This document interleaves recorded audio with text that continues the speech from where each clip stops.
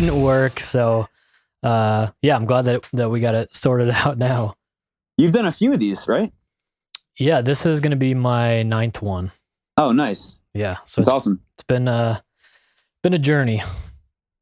You've got your hands in a few different things. I mean, you're so busy with the band, and you're still with your girl, and I know that takes a big, whatever. Oh, yeah. If you have a significant other and you play in a band, usually the significant other takes up whatever free time you have that's not the band. Oh, yeah.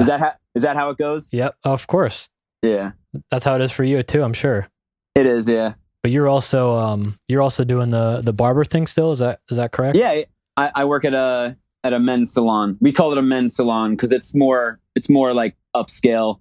Okay. It's not just like you come in, I buzz your head, and I slap you on your back. It's like an experience where we use expensive products, and it's just more of an experience than just getting a haircut. Okay. So is that one of those places where they serve you alcohol and stuff too?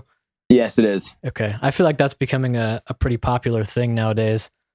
It is, but the type of people that go to these places will pay quality dollar for your service. So I'm making twice as much money as a normal barber would.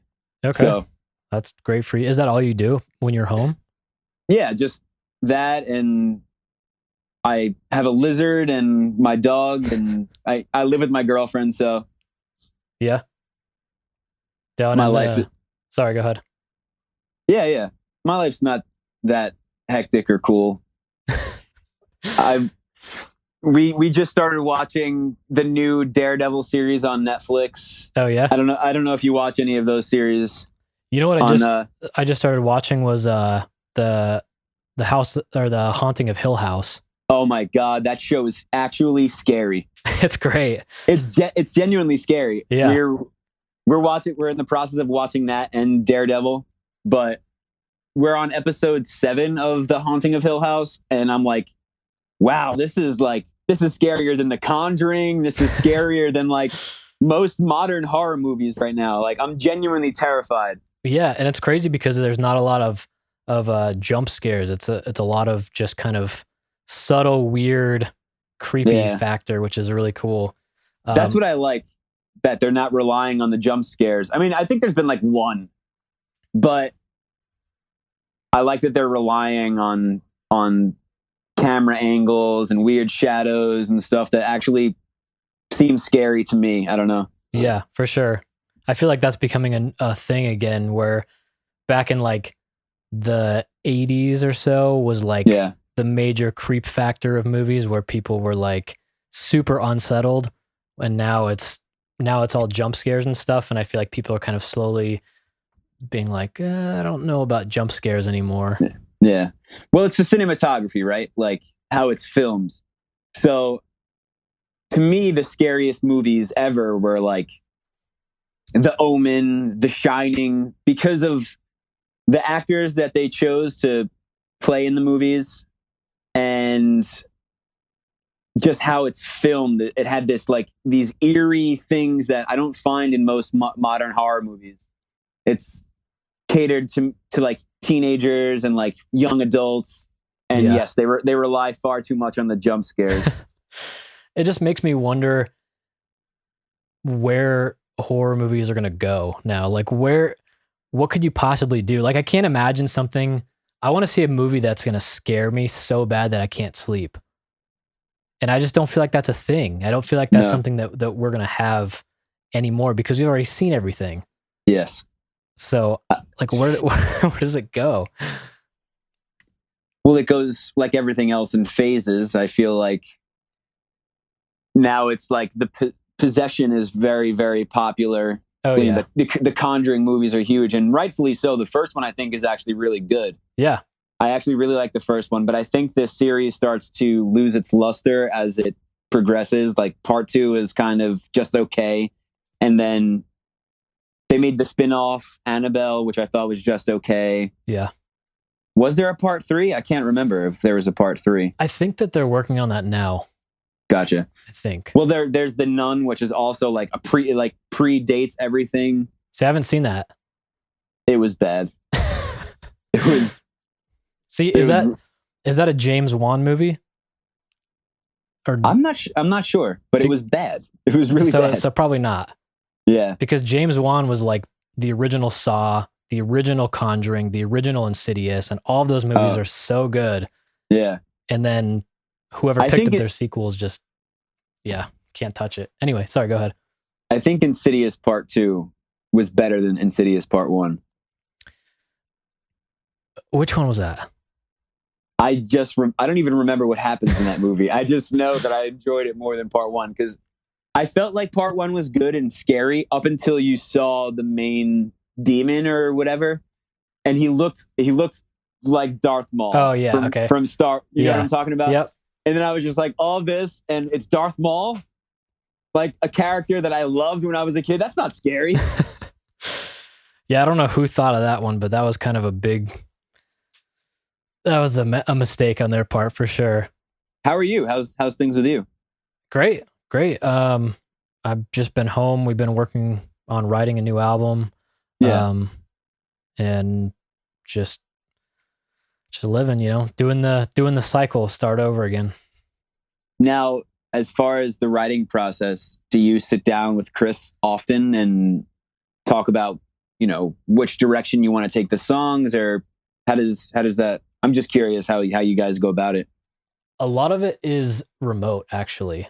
Yeah. A lot of what we do is, I think over time we found that it was better for us working wise to kind of just do our own thing and then email stuff back and forth. It was like, okay, I hear a part based off of this. Let's try this. Yeah. And even now, like this album, we're almost done writing, and I've gotten together with him one time for like an hour. Like we don't work in the same room hardly ever. And which is weird because back in the day it was a group of people going into a room and just jamming shit out until it sounded good. And I guess just with the technology we have now, it's so much easier just to be like, okay, I hear this, I'm going to try and record it and write it out and then see what everybody else thinks. And I feel like that's a lot of how writing is nowadays. I don't know how it is for you guys. Is that we've definitely written a majority of stuff jamming, but the moments when your brain isn't flowing with ideas, it's hard in the moment when everyone's together to come up with something. Sometimes we have some sort of writer's block that is infuriating to everyone. And we're like, like we should just not do this anymore. We should do it more remote, how you guys do it. Mm-hmm. But we always think that it's a good idea to jam. And sometimes it is, but it doesn't always work out that way. Sometimes it's Ben just playing a part, sending it to me, and me putting lyrics over it, Yeah. So. Yeah, it seems like, I don't know. I don't even know that if I could write just being in a room with a bunch of people. I feel like that would put so much pressure on me to just be like, okay, I have to write the most perfect thing ever right now. And I don't know. I guess just because we've done it that way for so long, it just feels like it would be so, even when we're in the studio, if I'm writing, if I'm trying to figure stuff out, I have to leave and go be by myself to jam shit out. Sure. Just because it feels like there's some weird pressure on me to come up with this perfect part that's going to fit right exactly where we need it. And it typically doesn't work out that way, but that's just part of the process, Sure. But you guys have a new album coming out. You're actually at the end of your writing cycle. So you guys are done. You guys just did a couple music videos, right? We recorded 2 music videos 2 weeks ago. Okay. With the Widow Brothers. Yeah. Michael and Michael. Yeah. Those guys are great. We always talk about when they worked with you guys, and they're, big fans. So yeah. And it's just, all the homies, we're just friends, so it's nice. Yeah. I really just like working with friends and friends of friends. For sure. It's weird when strangers want to get involved. I don't know. Yeah, it was weird because the first time that we worked with Michael and Michael on our music video Break the Cycle, we showed up on first day on the set, and I was like, man, this feels so relaxed and just so cool, and no one's rushing for for anything. Like everybody's just super laid back, and it just felt so easy. Like you show up on a normal set and it's like everyone's in this frantic pace to get shit done, and everyone's like, okay, you stand here, you stand here. Make sure the lights are good because we gotta get this shot. Yeah. And it was not like that at all. And it was great. That also might be why I like working with them, because it's very relaxed, and I like being as relaxed as possible. Yeah. And of course, Michael's always like, it's cool, man. We got it. It's fine. Everything's fine. And you're just like, oh, it feels like I need to freak out right now. But he's great. It's funny that you mentioned that, because there was one of the live portions of the video we did at this warehouse, and the lights kept shutting off. We kept losing power because we were plugged into so much stuff. And he was like getting frustrated that we weren't going to get these shots. And it finally worked out. And he was like, yeah, it's cool. It's all cool. Like, we got it done. Like, I feel like every time we work with him, there's always a scenario like that where he's like, it's all good. We'll power through. Like, we got this. Yeah, he's an interesting character for sure. He's great. He's one of my favorite people to talk. Every time I see him in LA, he's like just the most happy person I've ever seen. I'm like, dude, how are you this happy? People shouldn't be as happy as you are. Everyone loves him, and rightfully so, because he's such a lovable guy. Oh yeah. So I want to go back to you doing your barber school. Sure. Or is that the proper terminology? I don't want to like demean what you do by saying barber. Barbering school, yeah. Has that always been something that you've been interested in? Just being from like an alternative sort of subculture, you know, people did drastic, funky things to their hair. So I always thought that was cool. And I always did funky, drastic stuff to my hair when I was younger, growing up. Of course. And I was doing funky stuff to my friend's hair. And I always had an interest in it, for sure. It was always something that I could see myself doing. And I sort of saw this moment where we had some time that I wanted to not stop doing the band, but take some time for the schooling, because it is a process. It's 900 hours, and that's a while. And I'm almost done. Really? So I have once you get to 600 hours, you get your permit, and you're allowed to start legally working in a shop and legally get your hands into hair. Okay. Which is awesome, because I've progressed working with actual clients. My skill has progressed because I'm doing haircuts constantly. Like, if I do just an okay haircut once, I know next time around I'm going to do an even better haircut, because I know what I did wrong in the last haircut. The schooling is fine, but you don't really work with hair that much until you start to work in a shop, and you're going to push out some bad haircuts. But it's those bad haircuts that lead to the good ones that you start to give. So, what's the worst haircut you've ever given? On my friend Dave, probably when we were like 17, I was just buzzing his head in my garage, and I made him look like Robert Smith from The Cure, like just super like teased and messy, and like he hated it. But I thought it was the coolest thing ever. And looking back, it was such a bad haircut. It was like all uneven. There was like bald patches missing, but like it was like shaggy and like hung in front of his face. And I thought it looked cool, but he hated it. Sorry, go ahead. Everyone made fun of him for that really bad haircut. So it was definitely a bad haircut. I think one of the worst things is going to a place to get your hair done and saying, I want it to look like this. You show them a couple pictures and they go, okay, I got it. And then they do it and it looks nothing like what you thought it would. Why does that happen? Well, it's hard. It's definitely hard to meet certain expectations now, especially that I work with hair, because I'll have clients that come in that are completely bald, but they're like, yeah, make me look like I have hair. What? How can I do that? Because you have none. Yeah. So the expectation shouldn't be as high because everyone's head shape, you have to take into consideration that everyone's head is shaped differently. So certain haircuts may look good on Brad Pitt, but they won't look good on, James Gandolfini. It just doesn't work that way.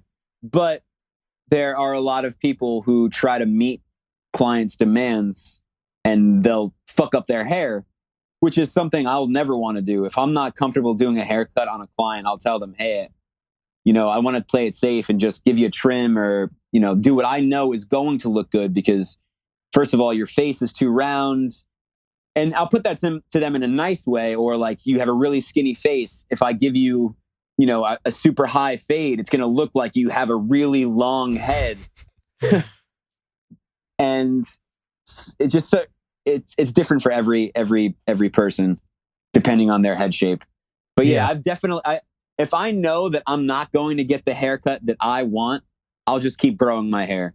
Like if I'm out of town or something, or my barber is booked up for the day, I won't get a haircut. I'll just wait until I can because I know that this person isn't used to my head. And a lot of it is you need to build a relationship with the person that's cutting your hair. Like if you go to a new spot, chances are they're going to mess up at least a little bit because they're not used to your head. Mm-hmm. Getting a haircut you'll only get a good haircut by trial and error, because a lot of the times I'm pumping out decent haircuts, but the next time they come in and they sit in my chair, their hair looks so much better the second time around that I do it, because everyone has, dents in their head and little divots of skin and just weird head shapes. So you're painting a picture and it's different every time you do it. Yeah. If that makes sense. It does make sense. And I think that it's something that a lot of people forget they don't, I guess it's not that they forget, it's just that they don't know. When they go get their haircut, they go, this person's a professional, they're going to cut my hair the way that I want, without factoring in all the other things that you mentioned, with your head being differently shaped, your face, the way that your face is shaped. I mean, there's so many different factors that make, like, I wouldn't look good with your haircut, probably. I just can't. Maybe I would. I don't know. I can't see it. But have you ever grown your hair out? I've had long hair, but I haven't had long hair since I was a teenager. It was like down to my chin and like weird parted. It was. I want to grow my hair out, but for me, I don't see myself with long hair. So that's just, I guess, the opposite side of the coin for you. You don't see yourself with short hair. Yeah. But you could. Who knows? I could. But maybe it's the fact that I don't necessarily want short hair that makes me be like, I don't think I'd look good with that. But I also think that we become accustomed to know what we want because we know ourselves. So it's how long have you had long hair? Since I was 16.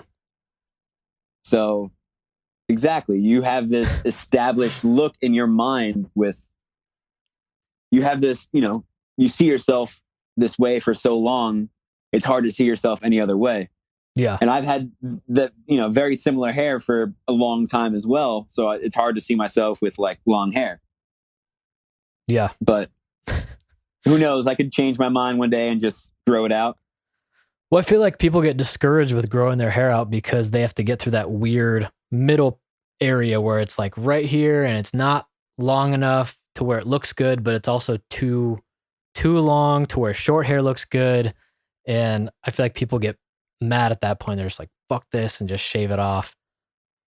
If you sat in my chair, I would tell you, I don't want you to cut your hair because you have hair. Mm-hmm. And do what makes you happy with your hair while you have it. It sucks, but a lot of men lose their hair. Yeah. It might happen early on in life. It might happen later on in life, but most men lose their hair. I would say that most men at some point in their life, whether it's, in your 20s, 30s, 40s, 50s, 60s. My grandfather didn't lose his hair until he was like 60. Jesus. But at that point, like, who cares when you're 60, Yeah. Yeah, that's something that I'm scared of for sure is because my dad has a real bad receding hairline. But my that you know they always say it's your mom's dad who you get your Yeah. hair from or something. He had my mom's dad has all of his hair.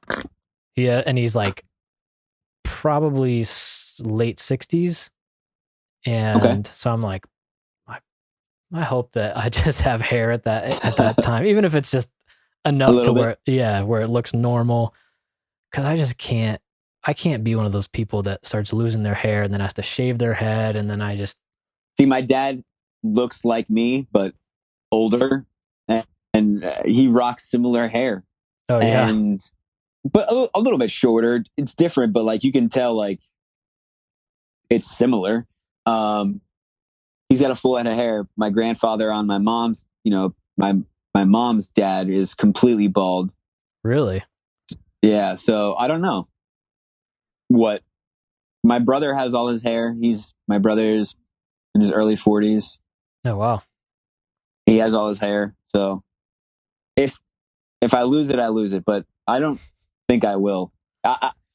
I've stopped dyeing my hair. I used to dye it all the time, and I've bleached it so many times in my life that that would be the only thing that I can think of that would damage my hair enough where eventually I would lose my hair. Mhm.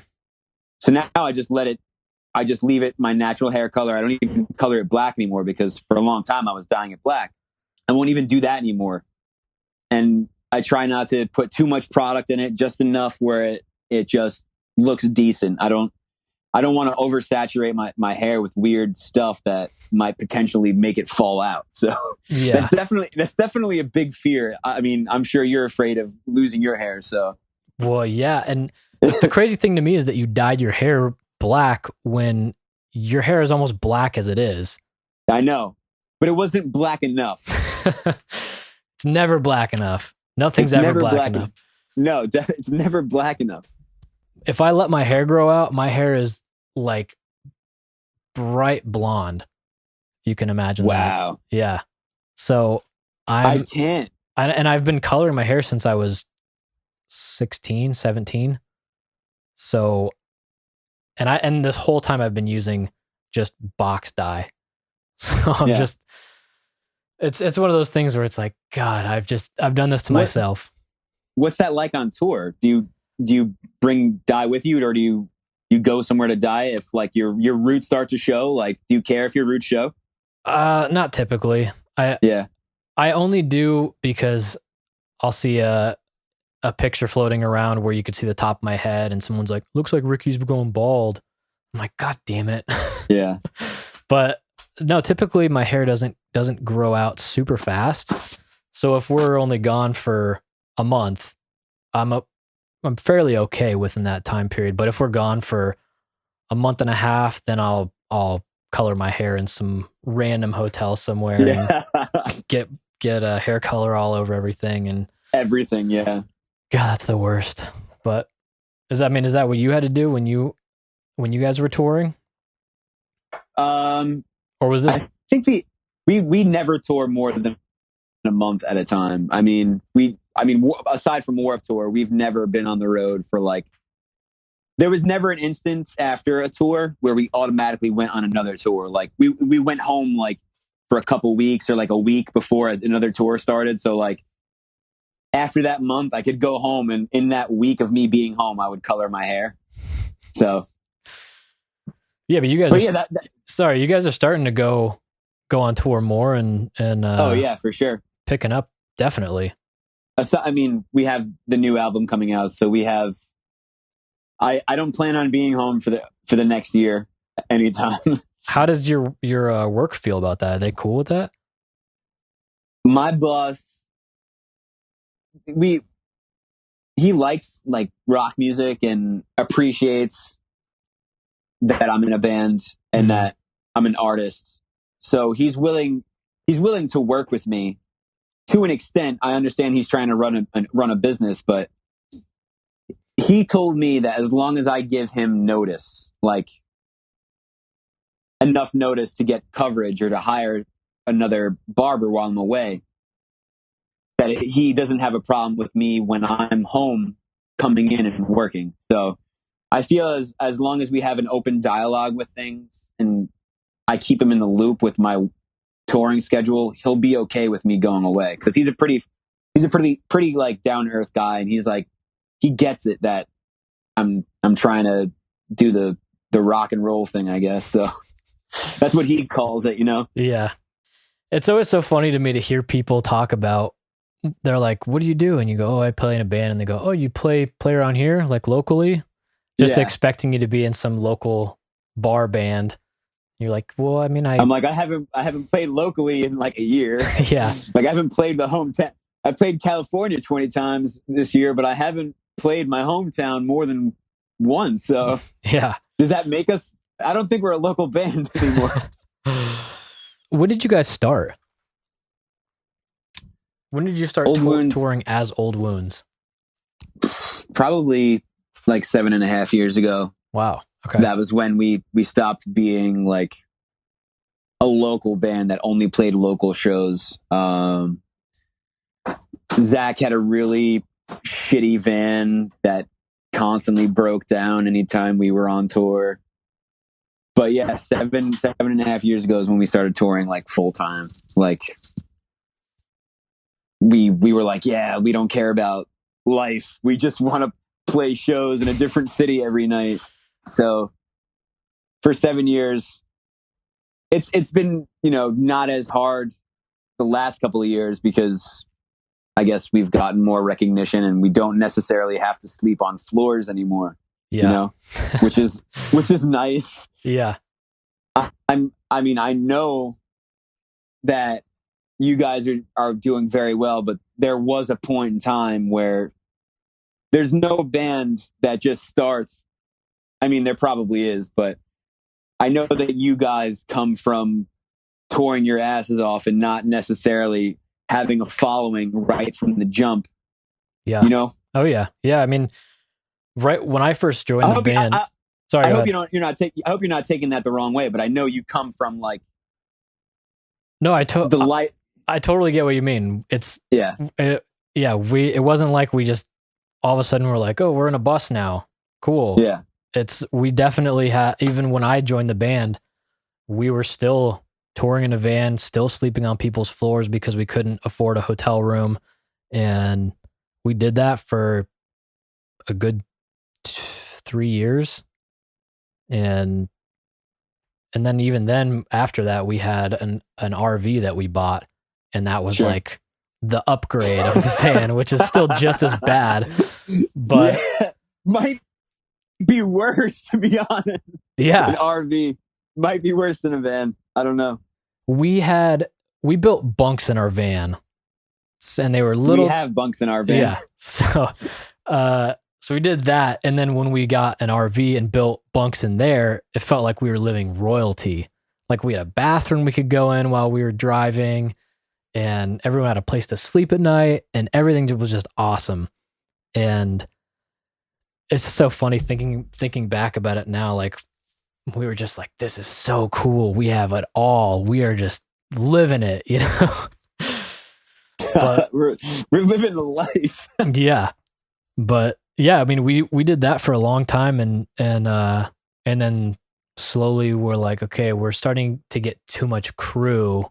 Now we need to kind of upgrade to something bigger, and that's when we moved to a bandwagon, and then moved to a bus later on. But yeah, we started in a van for a long time, and so I know the struggle, and it's frustrating sometimes. Like you have no choice.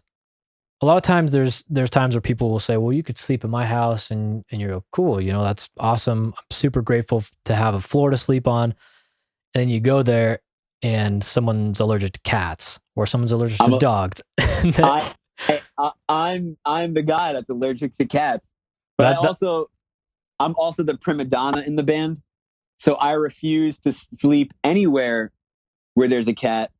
And I refuse to sleep anywhere I know where like it's not going to like be as clean as my house. Like if it's not as clean, like, and not the cleanest person in the world. You know, I leave my laundry out sometimes, but if I see any sort of funk in any bathroom, I'm like, I'm out.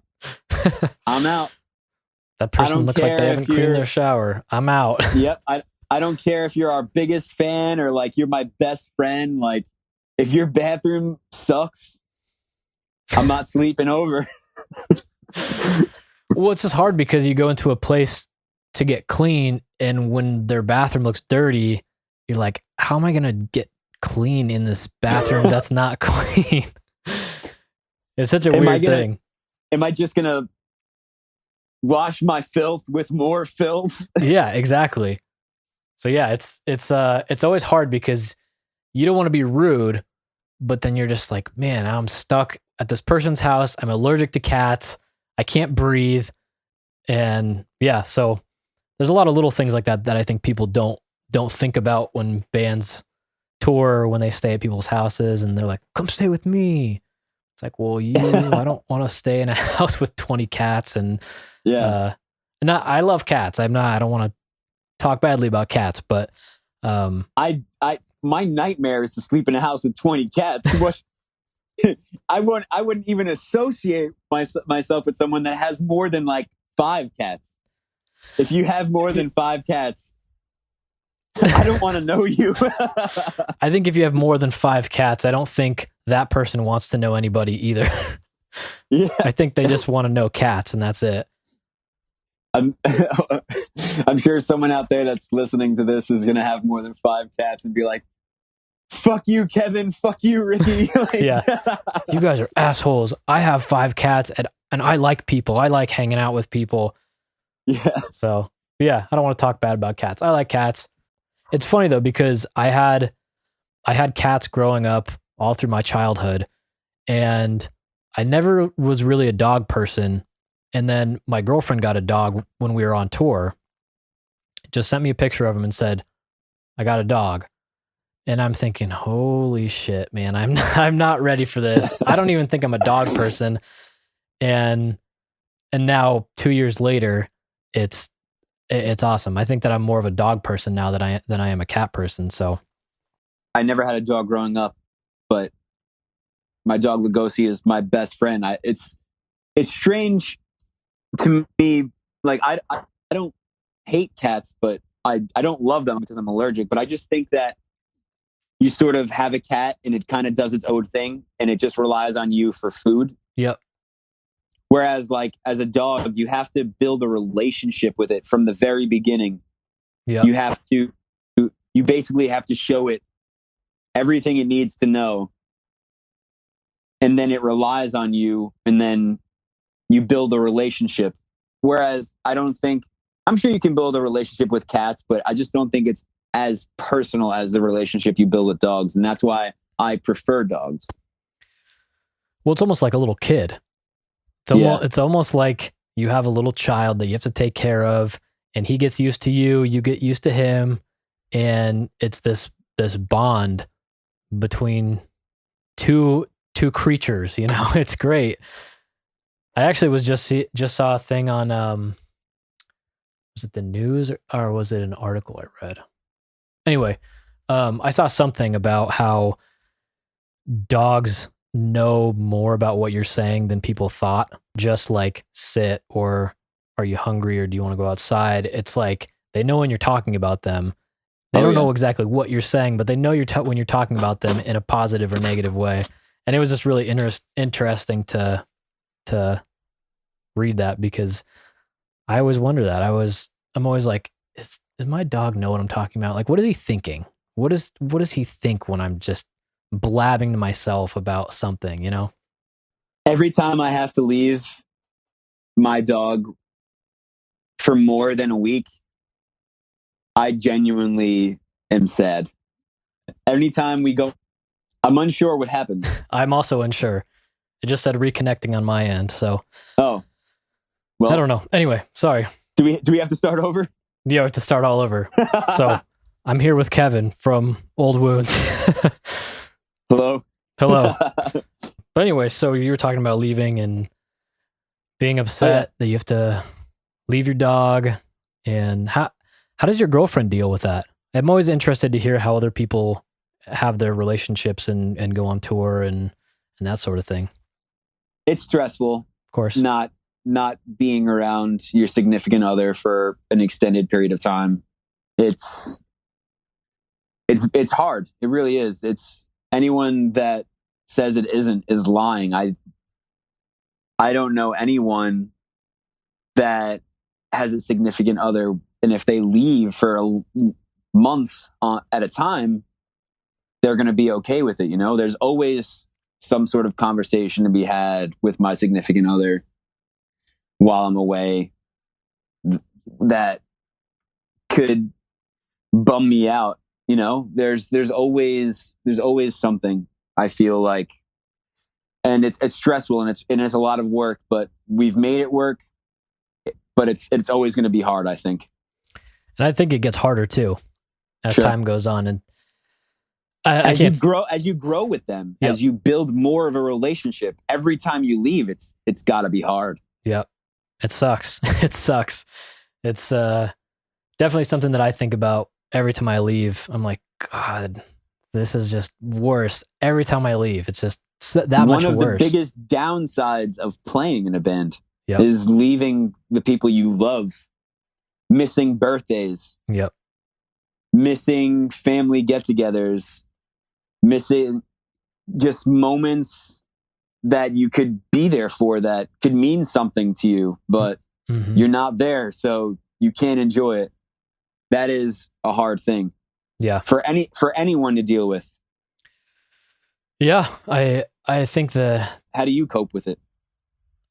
I think a lot of my coping is just kind of, I guess, set it and forget it type of thing, where it's like, the more that I think about it, the worse I'm going to feel. So if I just kind of cut off how I feel right now and just go focus on what I'm supposed to be doing, then it's going to be easier than moping around and being like, well, I miss my girlfriend or I miss my mom or anything like that.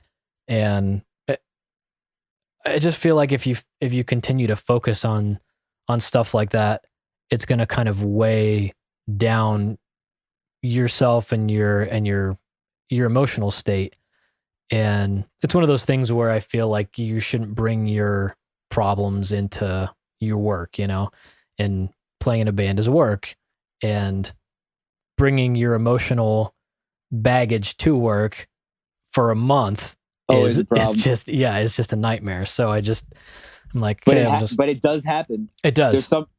It seeps through sometimes.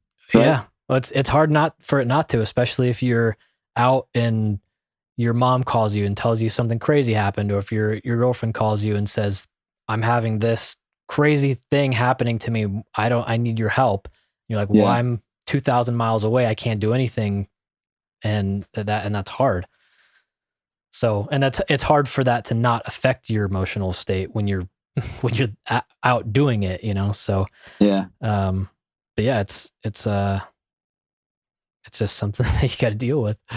Sometimes I think, am I selfish for always leaving and wanting to do this? But at the same time, she thinks that it's selfish to want me to stay. So she knows that I kind of need to go. She knows that this is a passion of mine, and she understands that. So that is the coping, the understanding that this has been something that I've loved to do since I can remember. So, but on the flip of it, I feel selfish for leaving a relationship behind consistently all the time. And, you know, she's got to fend for herself and doesn't really have my support always, when she could be in a relationship where she has that support all the time. Yep. So it's almost, it's that. Sorry, go ahead. Go ahead. No. I was going to say, I don't know what I was going to say. I was just going to say that it's almost like you have to put your relationships on hold and just go, okay, just hold that thought.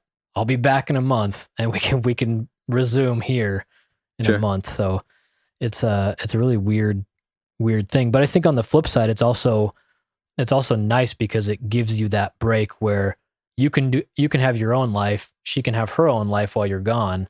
And then when you come back, it's like you have your life together and you never get sick of each other. No.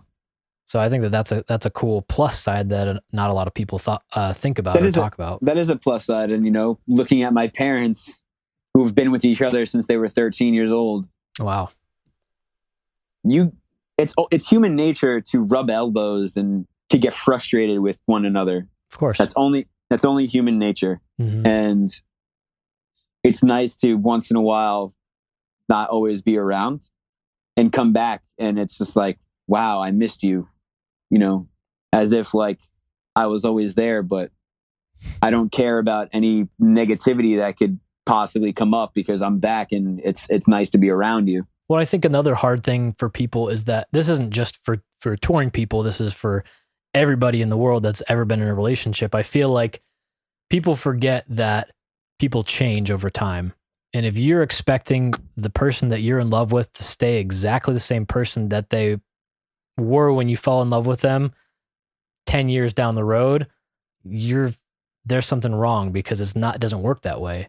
And I think people forget that. And that's when problems start happening because they go, well, you were like this, or you did this. And I thought that you were like this. It's like, dude, people change, and you have to just remember why you fell in love with that person. And you have to remember that if you continue to just grow with them, then you can still feel the same about that person. It's not, that feeling doesn't go away. People hold on to whatever it is that they love about somebody, and sometimes it might be hard for them to let that go if that person does over time change. I'm not the same person I was 10 years ago. God, if I was, like, I would pity the people that hung around me because I was an asshole. And maybe the asshole part hasn't changed, but I'm definitely not as crazy or intense as I was. And I think that's for the best. And it's crazy to think that a person can be the same person for their entire life. People grow, people change, and that's just how it is. It's human beings, human nature. Yeah. Now, when you say you're crazy and intense, what does that mean exactly? Just a bit extra, a bit much,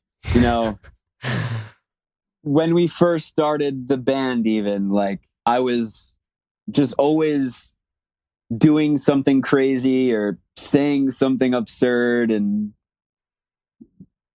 I've relaxed and I'm not as wild, I guess. I don't know.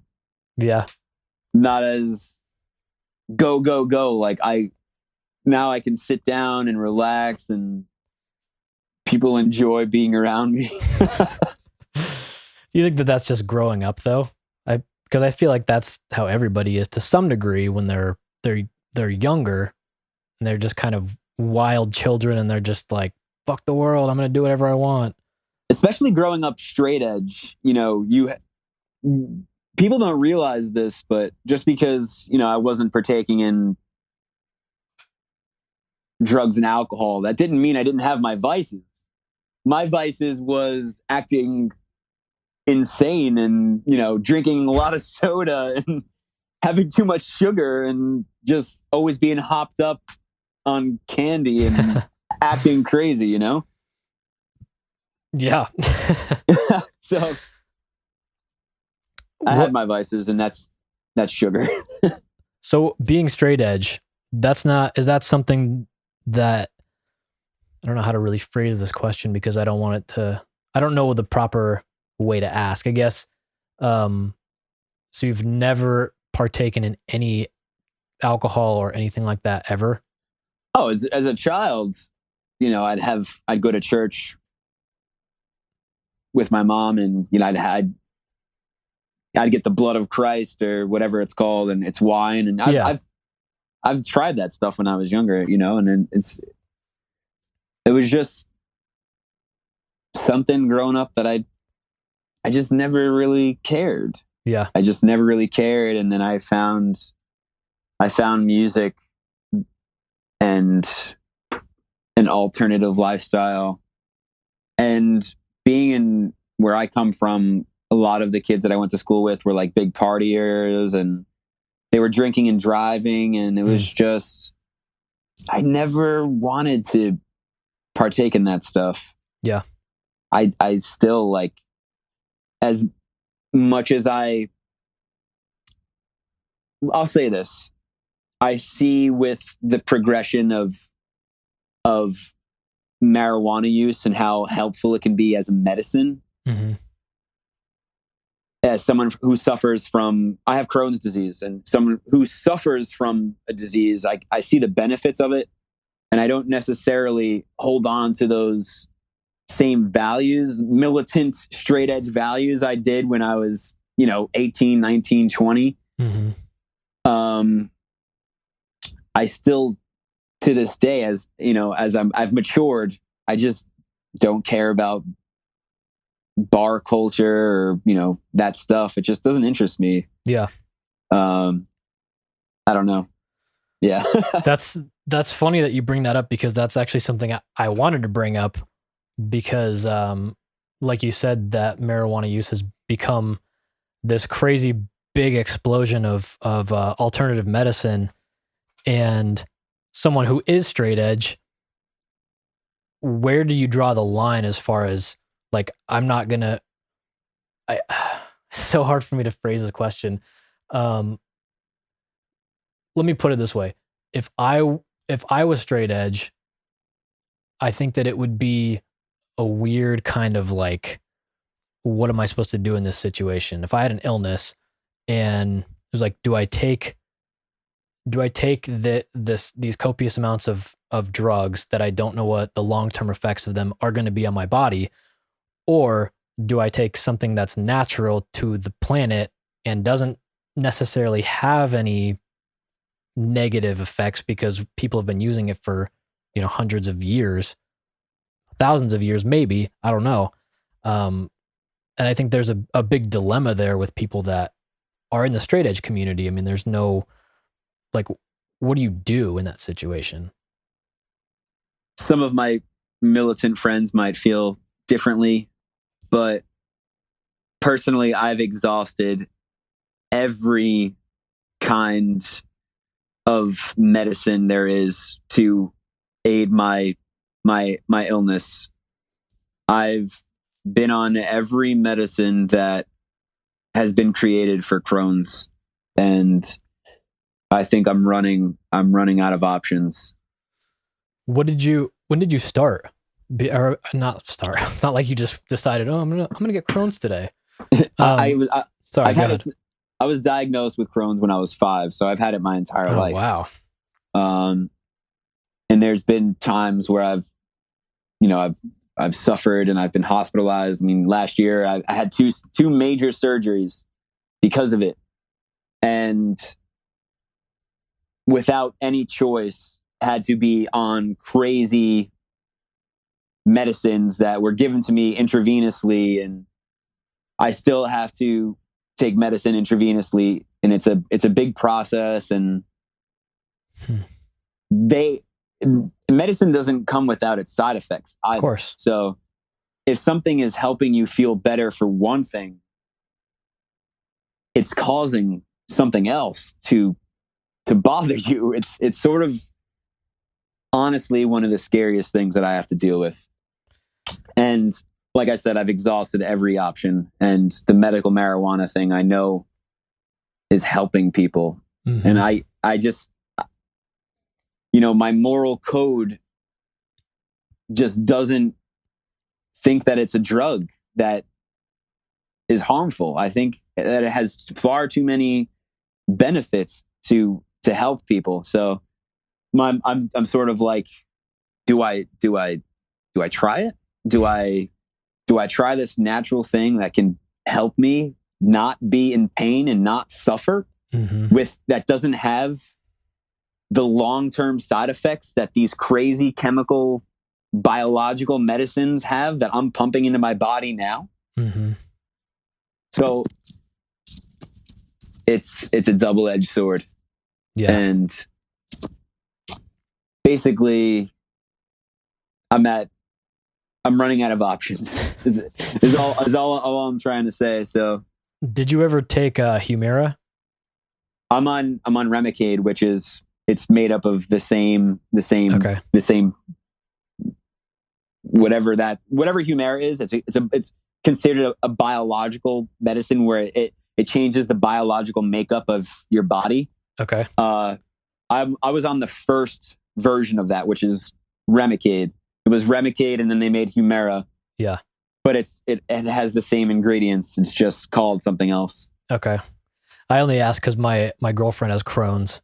And oh wow, I'm sorry. I mean, that's fine. It's something that when we first met, she told me, and I was just like, I mean, that's okay. I'm not going to be like, oh, get away from me, when meeting people, that's one of the first things I have to say is basically, hey, I'm Kevin. I have Crohn's. It sounds kind of wild, but I feel like that's important for people to know, because something bad can happen to me at any point in time, really. Yeah. As I'm sure, like, she has had her battles with it. Yeah, of course. Yeah, she, I think hers started in high school, and I think she just started losing a bunch of weight and having really bad stomach pains, and nobody could figure out what was wrong with her. And then she ended up figuring out from a gastroenterologist that, that she had Crohn's, and she ended up being put on, I think she was on... There were pills? Yes. Was it a steroid? Yes. Some type of steroid. I can't remember what it was. Prednisone? I know prednisone. Maybe it was prednisone. Is diagnosed to a lot of people with Crohn's. I was on something called Asacol. That was a pill that was given to people with Crohn's. And then there was something called Pentasa. Okay. But she's on the Humira now? Yes. She was. I had to be the one to give her injections, and it was the worst thing ever because she would cry every time she would do it. Yeah. And it was so hard for me. And at one point I was like, I'm not doing this anymore. I literally can't watch you cry every time I do this. It's so hard for me to have to do this for you. But then of course that's selfish of me, because it's like, I need to be the one to help her, because obviously she can't do it herself. Anyway, long story short, she went into remission, and she has been in remission for, I think, the last maybe year and a half now. Wow. So I'm very happy for her, because I know that is, as someone who literally sometimes hopes that they won't wake up the next day because they're in that much pain because of this thing that they can't see and they can't fix. And every once in a while it creeps back in my life. It's one of the most frustrating things. I'm sure. So yeah. I'm happy that she's in remission. Yeah, I hope that you can figure out something too. She just got her medical marijuana card. Wow. Because I think that she wants to try and she wants to use that because she has flare-ups every once in a while, but it's not technically like back in Crohn's, so. Oh, I understand completely. But so she wants to use that as a way to help instead of going back to the Humira or anything like that. But it's not a coping mechanism. It is something that is proven that has anti-inflammatory properties that can help you and also take away your pain. Yeah. I mean, it's a no-brainer why someone who suffers from anything would want to take it, Yeah. I think just because it's been scheduled as a drug for such a long time that people are just so used to it being like this this taboo thing that you're not supposed to use, or you're not supposed to smoke or whatever. And I think that people forget that you don't just have to smoke it too. You can also eat it. There's also lotions. There's all sorts of different ways that you can put it into your body. And for people that are super anti-drug, like, you don't have to smoke it. You can just eat it as if you were eating a pill. So exactly. So yeah, I think that's definitely a viable option for anybody with any type of illness. Yeah. Have you ever had any sort of neurological issues with your Crohn's? Like, you've never had any sort of issues with like your eyesight, or like headaches or anything like that ever? Never. Is that something that happens to her? Yeah. Yeah. Still, she's been to like many different neurologists and ophthalmologists, and no one can figure out what the deal is. So, well, she thinks that it may be something related to her stomach issues, but I mean, obviously she doesn't know, and I'm not a doctor. I don't know either. So I was just curious, because that's I've never had any issues like that. It was always just severe stomach aches, vomiting, and other gross stuff. So how does that affect you on tour? And is that part of the reason why you left or left? I was a very bad flare up, which ended up being the worst that I've ever had. I was hospitalized. I needed emergency surgery. My intestines had flipped on its side because there was so much inflammation that caused a blockage that caused a knot to form. And then everything that I was trying to digest had flipped over and turned my intestines into a knot. Oh, wow. So I had a surgery last February where they just turned everything right side up again. And I was medicated, and then they did a test and saw that, yeah, the inflammation had went away, but a lot of it was scar tissue that built up from inflammation that was building up from over the years. So I wasn't digesting food properly, and I was still in a lot of pain. So I opted to get surgery number 2, which was it was a bowel resection. So they cut part of my lower intestines and then sewed them back together. So they cut all the scarring away so that I basically could start fresh in there, which was nice. But I actually went to my gastro not too long ago, and I got some blood work done, and he told me that I have a minor flare up, and there's signs of some inflammation in there, which after getting those 2 surgeries, I'm like, fuck, like I can never just get a break. Yeah. Well, and the surgery thing is scary because it's not like you can just keep going in and having your intestines cut out. I mean, you have a finite length of intestine. Like, once that's gone, you can't do anything else. You need 6 feet to live, and you have 20. Wow. 2 feet was removed from me, so I still have a lot of room to work with. But I don't want to keep doing that. Yeah. That's outrageous. Yeah, I can't imagine somebody just being like, it's fine, I'll just keep going in. But yeah, no. You know what is also crazy is, with technology, I don't know how you feel about, I know that some people are weird about stem cells and that kind of stuff, but to me, that is something that is so cool, because for someone like you or someone like my girlfriend, you could potentially grow a new set of intestines from stem cells. Sure. Put them in your body and you're good to go, and you will have no reaction whatsoever, and it would be like you're starting over. I don't think that is ever an option that doctors really give, though. I don't think so either.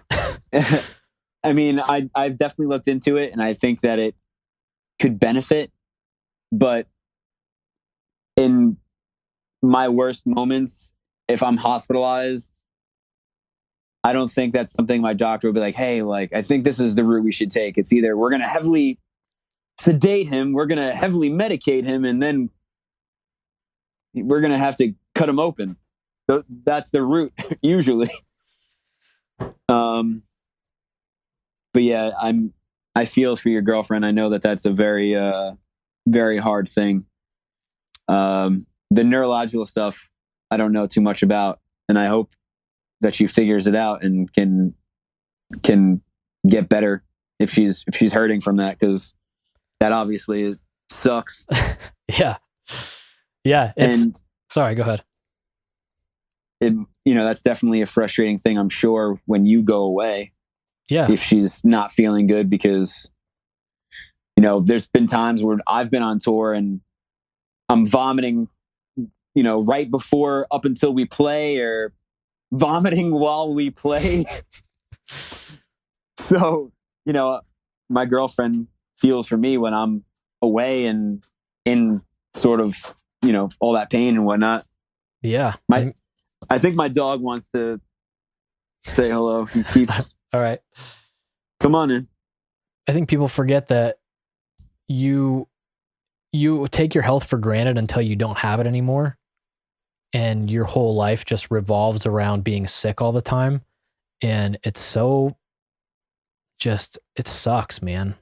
Like I've been dealing with digestive issues for the better part of like the last almost 8 years now. So I feel for you guys, even though I don't have the same issue. I definitely feel for you, because there's times when I've been on tour where I would wake up in the middle of the night and it was like I couldn't move because my whole chest and up into my neck was just on fire, and I would have to go into the back of the bus and just sit there for hours until it would just stop. And then I would have to wake up, and then I would have to play a show the next day. And that's just how it is. And people don't see that part of it. And I'm sure you're not getting the proper rest too. Well, of course. Yeah. But so lack of rest on top of feeling crappy is going to make you feel twice as crappy. Oh yeah. It's hard. It's not the lavish lifestyle that people think it is. At least not for people with health issues. No. For everybody else, it is. It's fine. It's great. So if you don't have any problems, then go be in a band and tour and have fun, and and leave us with the issues. And yeah, I don't mean to say that and put down what you have, because what I have is not anywhere near what you guys suffer with. And I don't want to make it sound like I'm putting me on the same level as you guys. Yeah. But yeah, so I'm sorry you have to deal with that. It is what it is. And playing in the band is my coping mechanism, because it's one of my only outlets, really, is getting to write about how I feel and sing about it. So yeah, it's definitely my only coping mechanism. It's like, it is therapeutic for me. It is a form of medicine almost, where everything else isn't working, but this is the one thing, like the one gleam of light that shines on my face in this whole world that I find so bleak, and it's silly to say, but it's like the only thing that I think makes me feel better.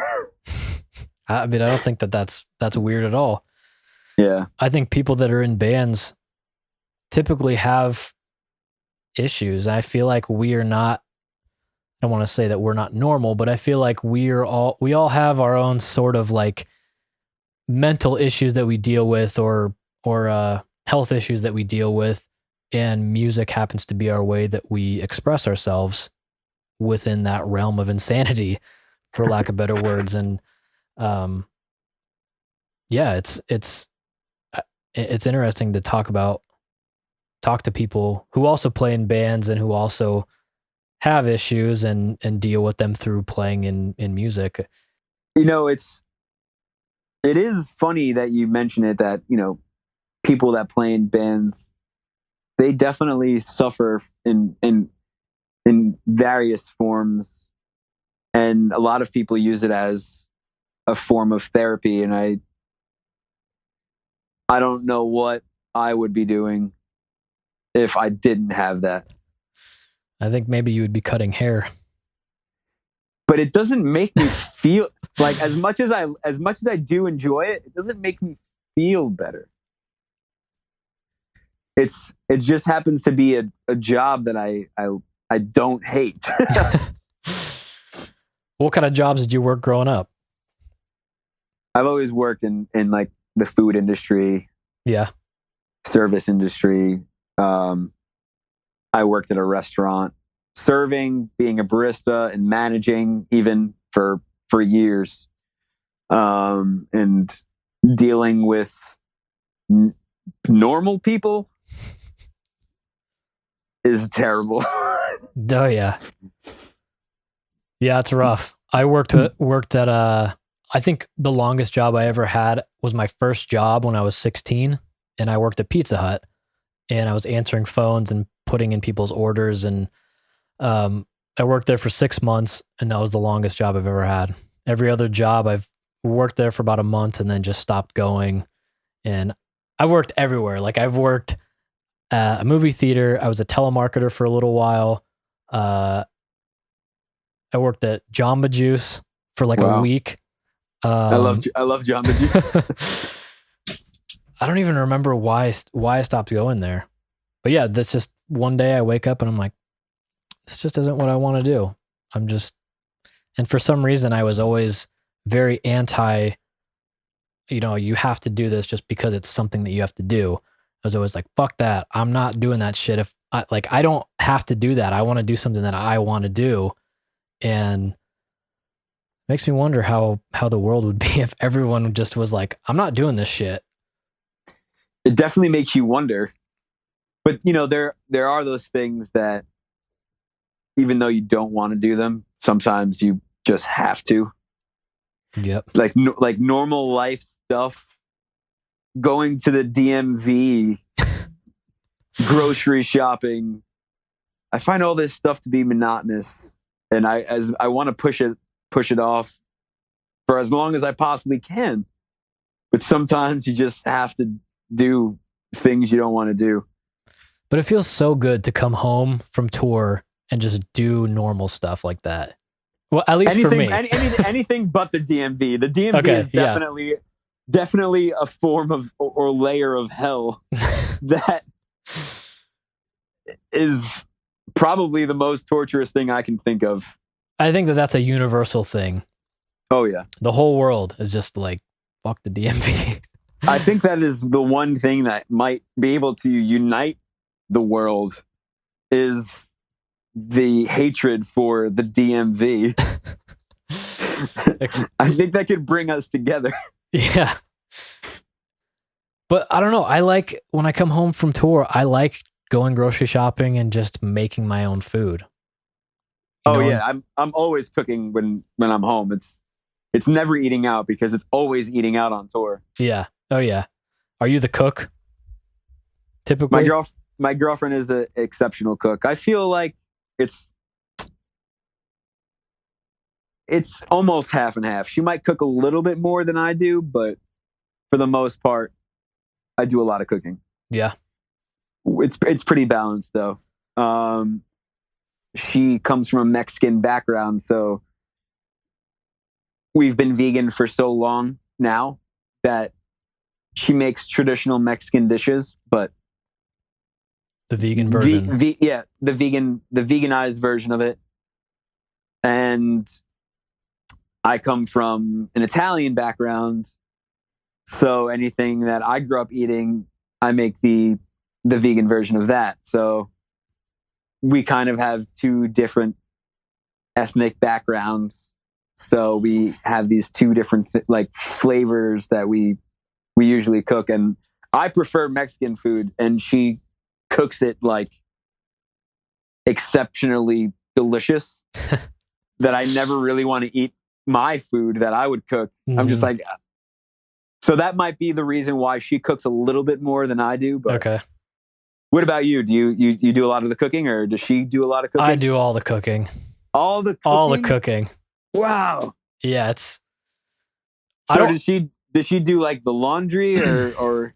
No, I do the laundry. Not to like. No, I do the laundry. Wow.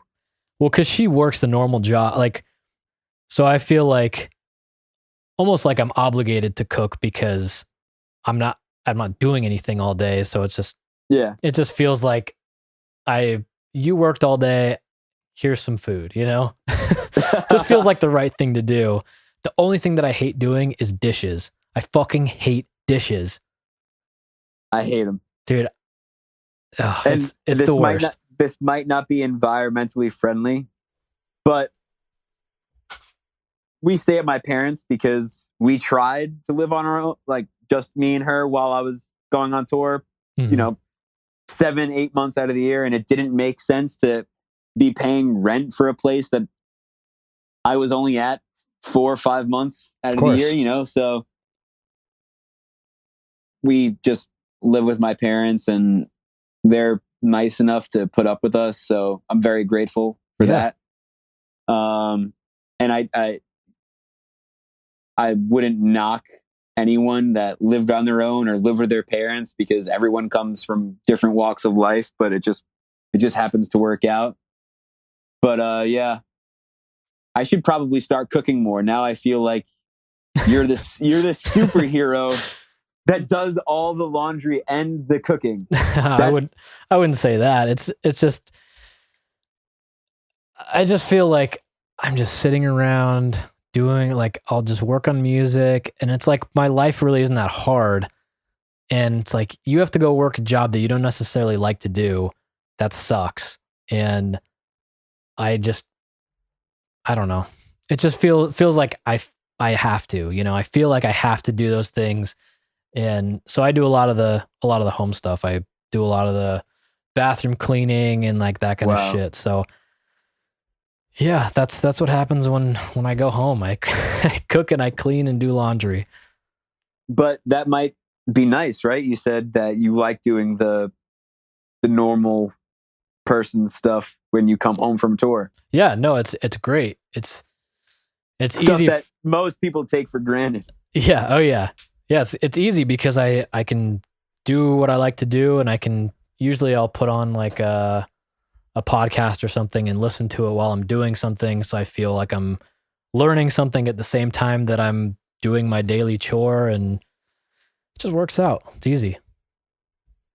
Are you big into any of the, I guess, murder, mystery, or horror-esque podcasts? I actually started listening to that Lore. Okay.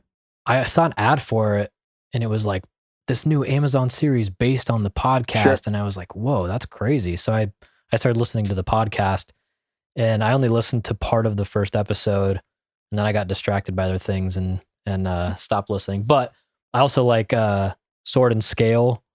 Okay. If you know what that one is. I'm always on the app looking through different genres of podcasts, I guess. Yeah.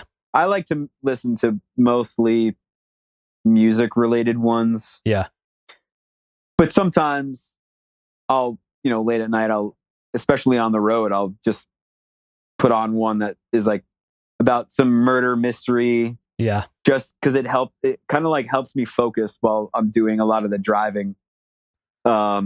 And like I said, I do the majority of the driving. So how did you end up with that job? Being sober. Okay. Yeah, I guess that makes sense. Yep. Being reliable, being sober. Yeah.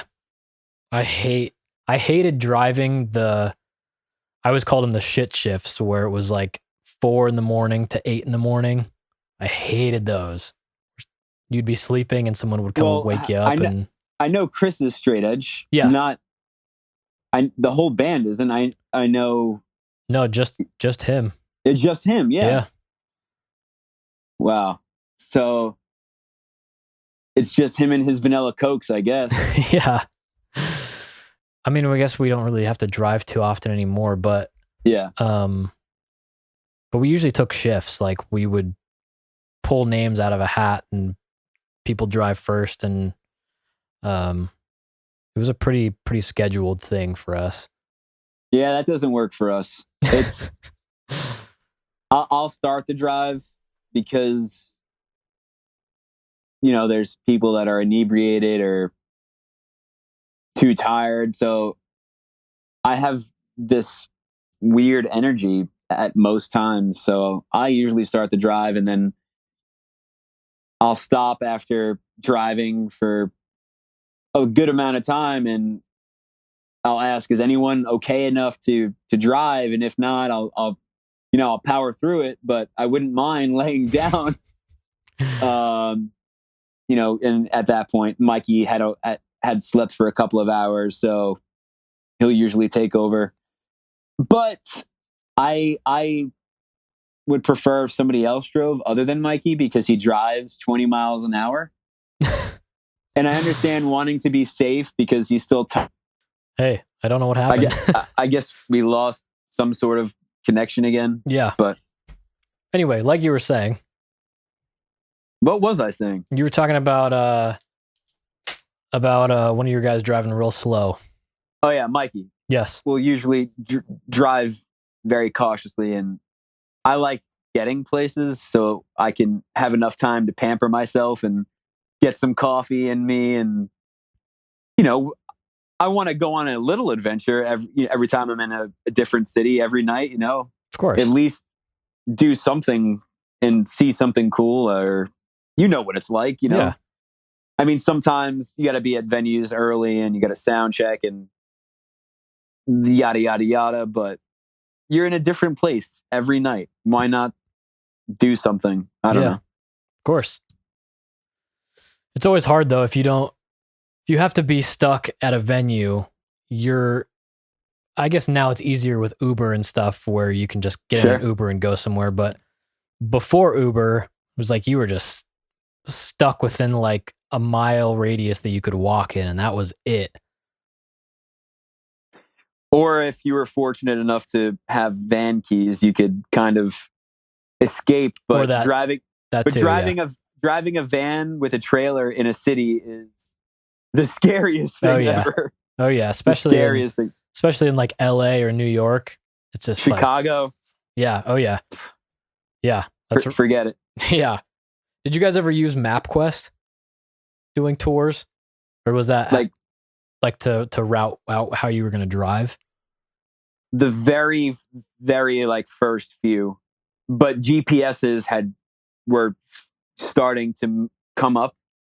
So I feel like very early on, we had a GPS, and I'll talk to people that played in bands touring in the 90s, and I have no idea how they did it because they needed to, if they were going to be late to a show, they would need to stop and use a payphone to call the promoter, or they needed a map to actually look at which roads they needed to take to get to shows. And I'm just like, how did bands do it?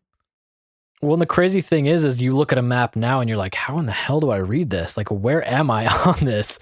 And it's crazy that people could look and go, okay, well, I need to take this route and then I got to get on this. I don't know. It's just, I don't know if I could find my way on a map, to be honest. I'll talk to my bandmates and jokingly say, hey, we should not use a GPS on a tour. Like, how fun would that be if we use the map? And everyone's like, that won't be fun. We'll get lost and, we won't even get to the show. Yeah. That would be rough. Yeah. I can't even imagine. We did a couple tours, or a couple years ago, we went back and did a tour with 2 vans instead of doing a bus because we were trying to save money. And we were like, oh, it'll be fun. It'll be just like how it was before. And it was fucking awful. Yeah, I was like, dude, this sucks. Why did we think this was a good idea? Yeah. I remember we did Warped Tour, and then following that, we did a tour with Every Time I Die and Beartooth. And Warped Tour was like my first time seeing, being on a tour where there was buses. So, we made a relationship with you guys and a few other bands that were in bandwagons and were in buses. So, we did Warped Tour in a van. So it was one of the most ridiculous things I've ever done. But it was nice being friends with people in buses, and anytime anyone was like, "Hey, you want to come hang out?" and I would be like, "Fuck yeah, I want to hang out!" Like, get me out of this heat. Yeah, get me out of this van. And then we did the Beartooth thing, and I could definitely see how being accustomed to a van, how it would be going, or being accustomed to a bus, going back and transitioning and trying to do it in a van after doing it in a bus for however long. It's definitely a crazy transition, and I can see how that would suck because being in a van definitely sucks. Yeah, I mean, the thing that I like about being in the van is everyone is forced to hang out, and there's nowhere for anybody to go off and hide to. Everyone has to just hang out and be friends, and I think that's fucking sick because I feel like being on a bus, people can just kind of be like, "Well, I'm going to bed," and I'm guilty of that just as much as anybody else. But I like being forced to hang out, and I don't know. It just feels like you have a better camaraderie with everyone when everyone is forced to be together because totally. I don't know.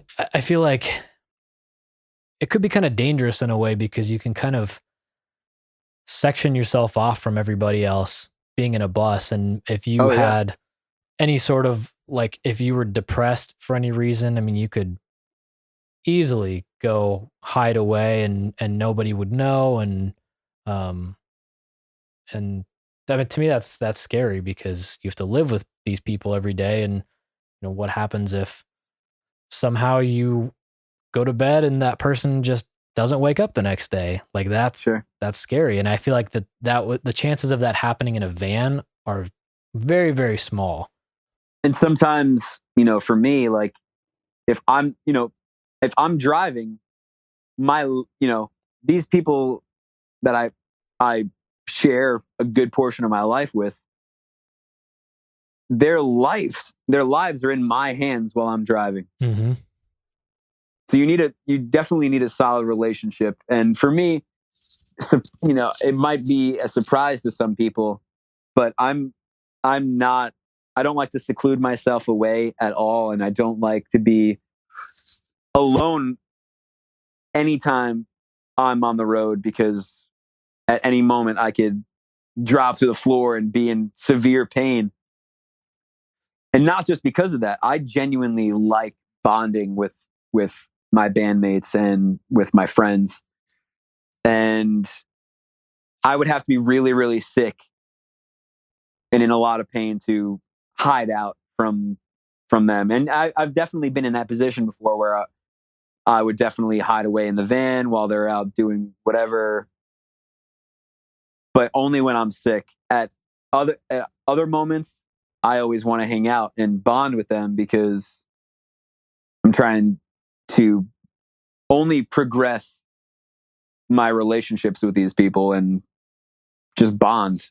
Yeah. And we are in a different city every night, so I like to make the best of it. And a lot of it is spent at these venues and at these shows, but you get a little bit of a city's culture every time you're there. So I don't like to seclude myself from that and from my bandmates. I try to hang out with them as much as possible. Like I'll never be off on my phone unless it's an emergency, like talking to my significant other or family, just because I try to bond with my bandmates as much as possible. There are people in the band that will disappear and they'll come back, and that's totally fine. That's up to them, whatever they want to do or however they want to spend their time.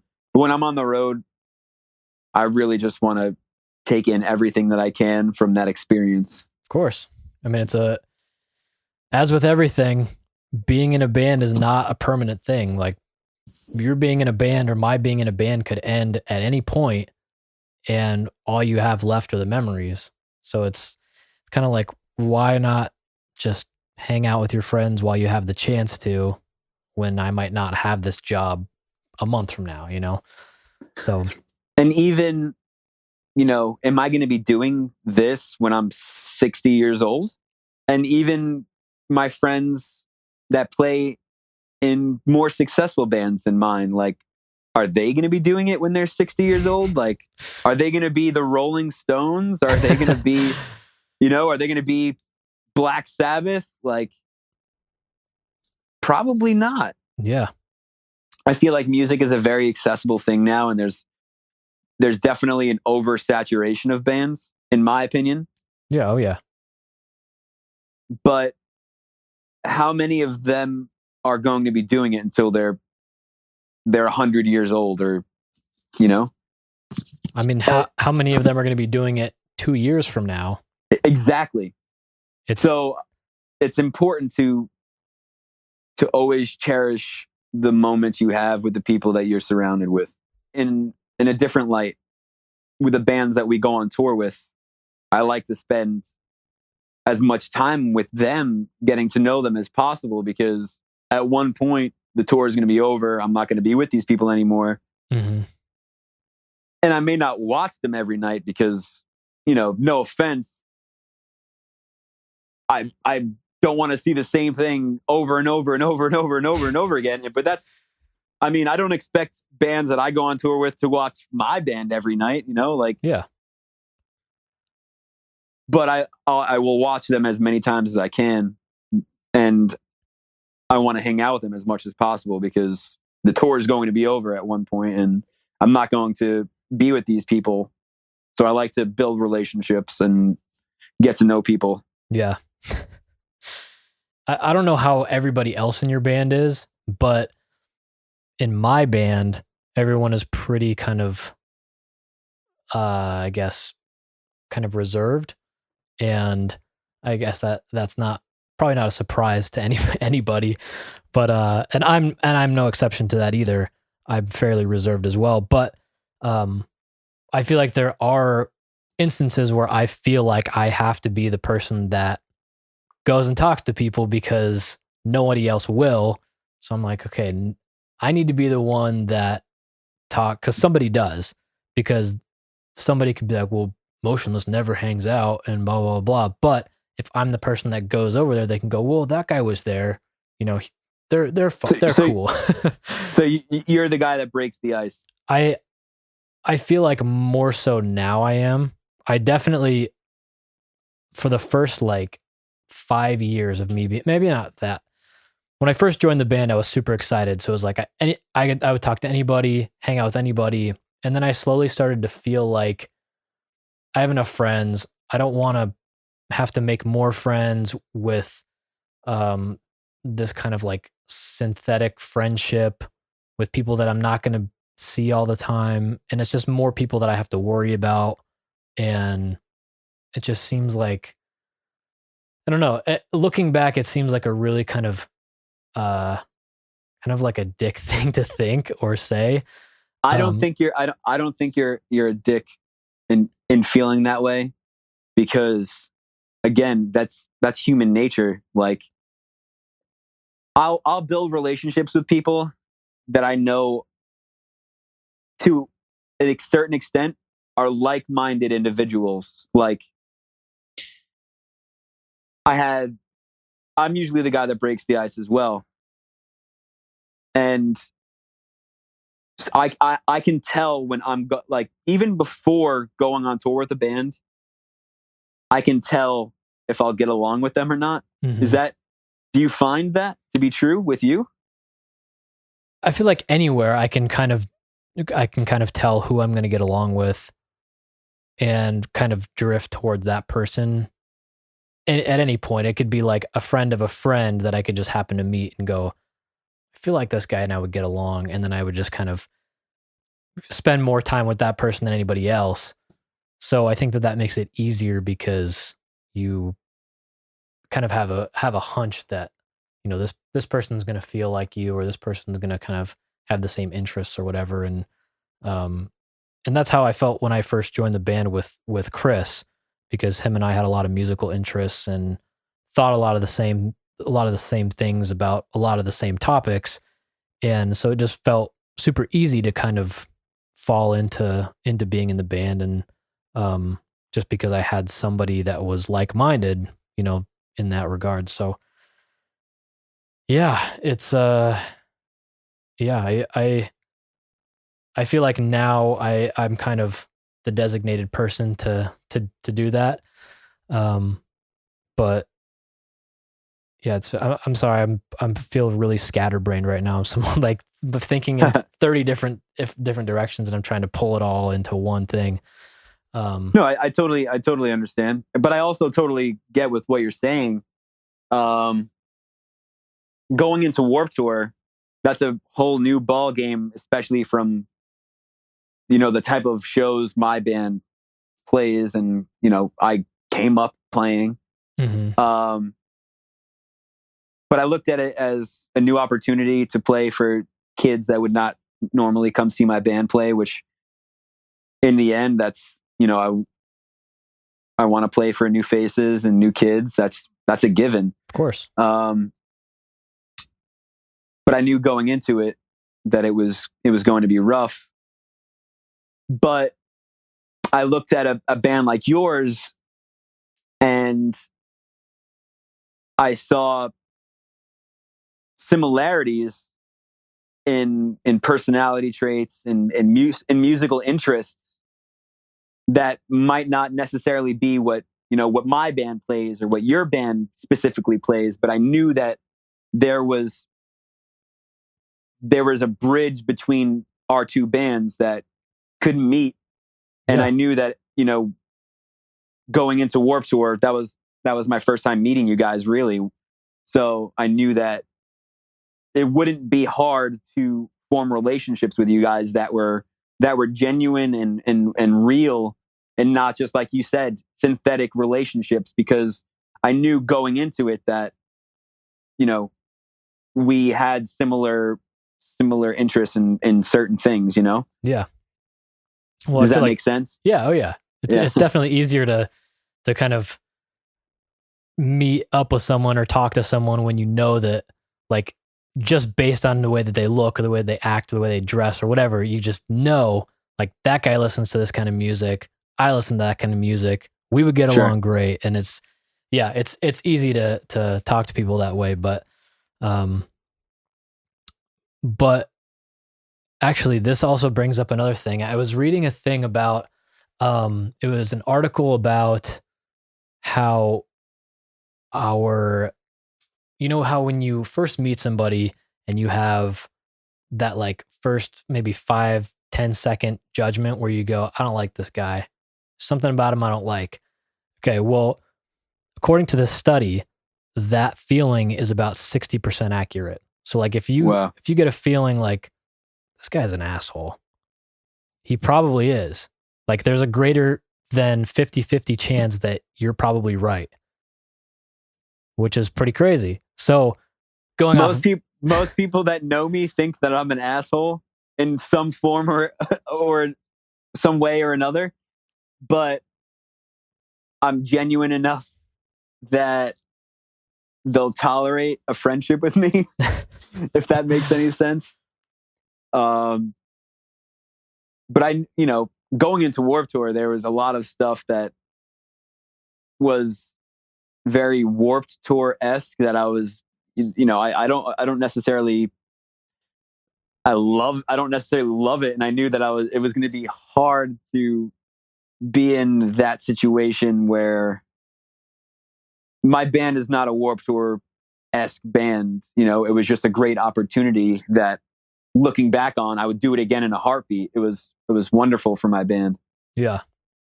And it was wonderful to help us grow as a band. But there's definitely a lot of people that were involved, a lot of people in bands that, like you said, the first 5 seconds, you can tell if they're an asshole or not. And there are a lot of people that were involved that I was like, yep, I Don't just like this person. I just don't like this person. Well, I feel like it's hard with Warp Tour because I feel like there's so much. Everyone always relates it to, like, being in high school. Like, everybody has their own little cliques that they're a part of, and it felt like every Warp Tour that we've ever done, we were always the outcast. And I don't know if that's just because we're not like all these other bands, so we're just kind of hang back and do our own thing. But it always felt like, there was always like the popular people it was like the bands on Warped Tour, and they all hung out together, and that's just how it was. And I don't know if other people saw it that way, but I feel like that whole mentality to me made it really hard to meet new people and kind of interact with people with an open mind, because I was just kind of under this preconceived idea that, these people are gonna be this way because this is how the tour is. And I just felt like it was hard to really connect with people on that tour because of that underlying mentality. So I don't know. Maybe that's I totally understand that though. And I can, when people refer to it as high school, it is in a strange way, almost like it. There's definitely groups of friends, cliques almost, that you wouldn't necessarily associate with. But I think I gave everyone and everything a fair enough chance on Warped Tour. And we're all there every day in the heat, mm-hmm. in the summer. You're sweating your ass off. It is one of the gnarliest things that I've ever done. And it was a great experience.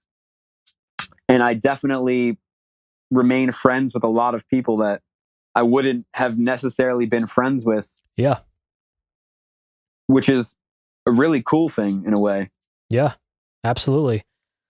Warped Tour is cool for that reason and for the exposure thing. Both of those things are really cool. But I felt like even with everything I said about Warped Tour and not feeling like I could talk to people because of everything, for whatever reason, Warped Tour this last year was the first, actually, it was probably one of the tours that I talked to the most people that I've ever talked to on tour in the entire time I've been touring. So like I talked to more people in that 2 months than I have in my whole career of being a musician. So I don't know why. Maybe it's just because, again, that mentality of thinking, well, no one else is going to go out and hang out with these people, so I feel obligated to. Or I don't know. Maybe I'm slowly starting to just like people and and being like, people really aren't so bad. I try to talk to as many people as I can, but in the back of my mind, I'm like, I really should be conserving my voice because it is my instrument and I need to take care of it. And especially on the road, I try to talk as little as possible. I don't know if that's something that Chris does. Not really. No, he talks a lot. Well, he just kind of talks he just kind of lives normally until his throat's fucked, and then he's like, I can't talk right now. And then he just will go for a couple days without talking. And it'll be strange, but we'll all be in the van and I'll choose to go to the group text or group chat or whatever to make conversation because I'm trying to save my voice. And I've never blown it out or anything like that. I just know that it is like an instrument and I need to take care of it. Yeah. So I try not to overexhaust my voice. For however long we play, I'm screaming at the top of my lungs. And I know if I'm doing that as well as a lot of talking throughout the day, that's a lot of use on your instrument, and I don't get to change my strings and I don't really get to do anything like that. So I have to keep it, polished for as long as I possibly can. Yeah. Do you play any other instruments? When I first joined the band in the early incarnation of Old Wounds, I was playing bass and singing. Okay. And as more and more kids got involved with what we were doing, they were knocking the microphone and it would hit me in the face and chip my teeth. So I opted to just be a frontman and not have to play bass and sing, but I'll pick up the bass every now and again, and I still like to play.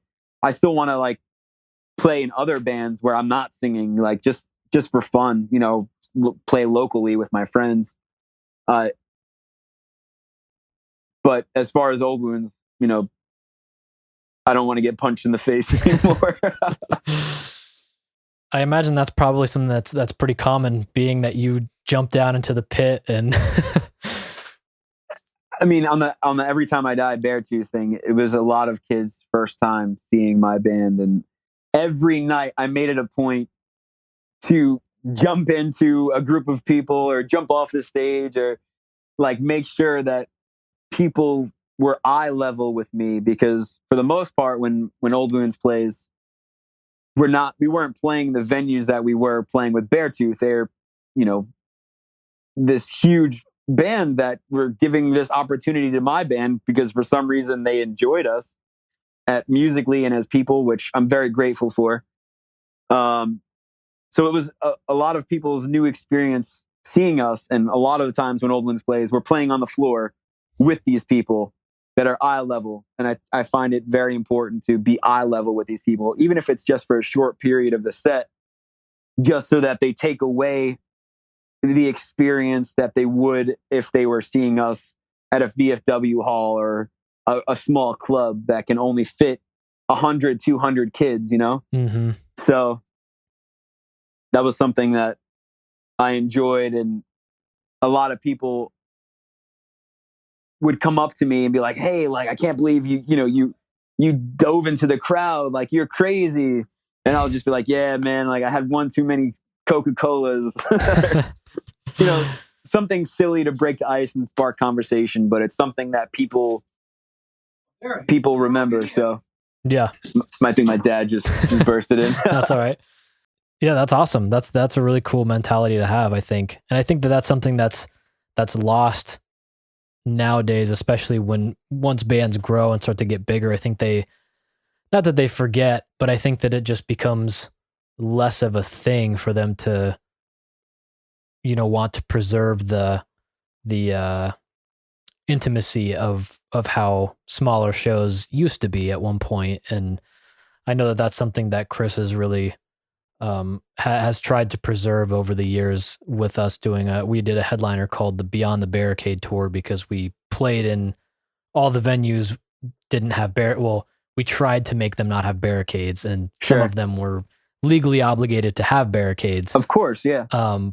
But I think the majority of the venues didn't, which was cool. It was like a throwback to, how it was back in the day when we were playing to maybe 100 people, and everyone was crowded around the stage, and it was cool. It's a really cool feeling.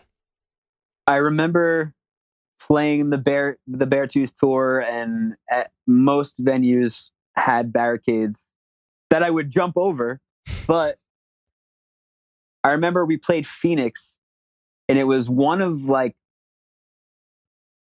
very few shows on that tour that didn't have a barricade.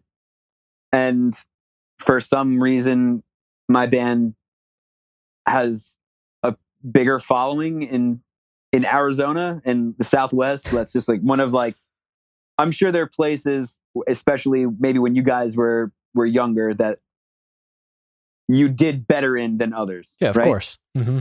I'm sure that might even still be the case. Of course. So Phoenix was always a place where we just popped off, I guess. So I remember that show didn't have a barricade, and there was a lot of people there just to see us that night. And kids were climbing the stage and jumping off the stage, and they were all like singing along and moshing around. And it was a lot of kids' first time seeing us. So it was cool that we had this opportunity to show them what it was like to kind of see us in a setting where we're more comfortable. Yeah. So I remember that being my favorite part about that tour. But even on Warped Tour, I was jumping off the stage. Even if we were playing in front of like 20 kids or like 200 kids, it didn't matter. I was sweating profusively, sweating, yeah, my makeup off, and looking probably my worst. I remember. I think with any band when they're on Warped Tour, they're looking their worst because they're not resting like they should, and they're in the worst possible like weather. Yeah. Just over 100-degree weather. Yeah. So your new album. Sure. I guess we should probably talk about that. I think we kind of went off on a little bit of a tangent for a little while. Yes. Which I don't mind. The interviews that I don't necessarily talk about my band are my favorite ones to have because they're more just like casual conversation. Yeah. Well, that's why I like doing these, because I feel like you get to see a side of somebody that other people don't get to see. Like you when you do an interview, you have, a set of fairly scripted answers. Like you're so used to answering the same things that it's just comes second nature to just be like, yeah, the tour's great. We did this, and this is how things are, and this is how the album's coming along, and all of those typical things. Whereas something like this, you have an in-depth look at somebody's life, and you kind of get to see how they are as a person, rather than just, Kevin as a front man. It's like, this is Kevin, like as him outside of the band as well, which I think is really cool for fans to see. No, I love this. This is probably one of the best interviews I've done. Like I said, anything that's more like a casual conversation, and it's not like, it's almost scripted when I'm like, yeah, this is when the record comes out. And people want to ask about the lyrical content. Oh, without going into too much depth, this is what what you can expect out of the music, what you can expect out of the lyrics. Like, it's nice to talk about the unscripted stuff, if you will. Not that it's scripted. It's just, that's the information that I have to constantly talk about. Yeah. So it's nice to just have conversations. Yeah. No, these are the types of interviews that I like watching on YouTube, on people that I've grown up to be inspired by, So yeah. And I feel like it's cool too, because I'm not just some random guy that's like, how's things going, man? Like, yeah, you're not a complete stranger. Yeah. Like even if we had never toured together, never talked, I'm in a band and I understand what you do. Yeah. And, we both do the same things, and we both are trying to accomplish the same goals or similar goals for our bands. And I feel like I just have a different perspective than just a random dude being like, hey, how's things going, man? Absolutely. So, but those are the interviews where, oh man, I've done some interviews where I sounded robotic. Like, of course. Conversing with a complete stranger. Yes, this is when the record comes out. This is what the record sounds like. These were the inspirations. Like, yeah, it's not organic, and it doesn't feel natural. So yeah, my favorite interviews are definitely the ones where people ask stuff that has nothing to do with what you're doing. Like I did an interview I think it was in Europe somewhere, and for some reason somebody wanted to interview me. I don't know why, because we didn't talk about guitar specific things at all. And a lot of the questions were about, I remember one of them was about true love, and do you feel like true love exists, or love at first sight? And just, I was like, man, I've never been asked these questions before. This is cool. Yeah. So it's cool to talk to people that, even if you don't know them, it's cool to talk and do interviews where people have a fresh question, even if it's just like, how do you feel about love? Well, I know that you're a genuine person, and I genuinely like you. And I genuinely dislike most people. So it's nice to, talk to somebody that I like. Well, I appreciate that. I feel the same way. Cool. All of that being said, the new album. Yep. How'd the recording process go, man? What was it like? No, but did you guys record in Jersey area? Did you go to New York? No, we recorded in Richmond with the guy who did our last record, The Suffering Spirit. Okay. His name's Andreas Magnuson. He played drums in a band called Scarlet, and I know I'm a fan, so it just made sense. Yeah. When Good Fight are people who put out our records, they gave him as an option, and I was like, yes, I want to go with him without even knowing him, just because I like his work. He's worked with bands like the Black Dahlia Murder and other bands that I know are solid bands. Yeah. And am I losing connection? No. Okay. So it just made sense, and we get along with him well. And I wanted to do another album with him, which is Glow, and it ended up after me coming back into the band after doing hair school and being really, really sick. I was like, yeah, I just want to work with Andreas because he's what I know and he's what I like.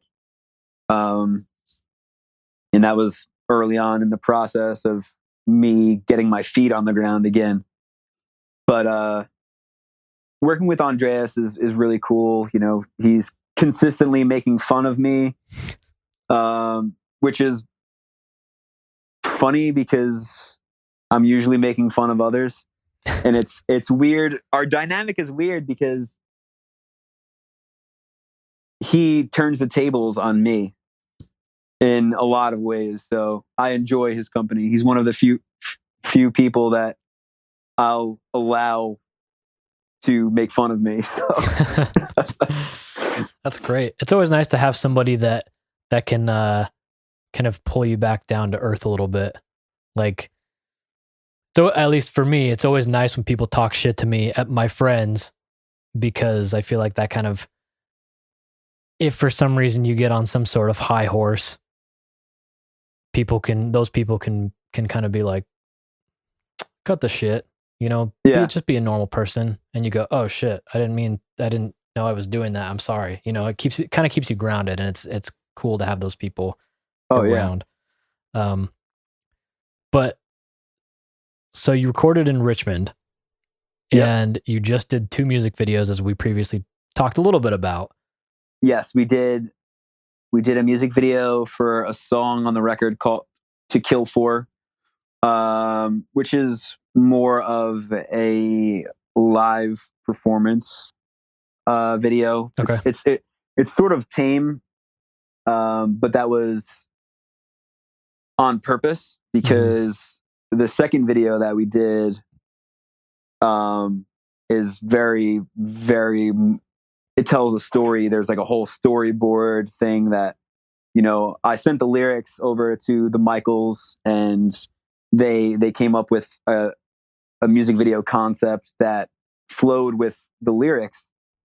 And going into the process of it, we were like, okay, one should be very vastly different from the other.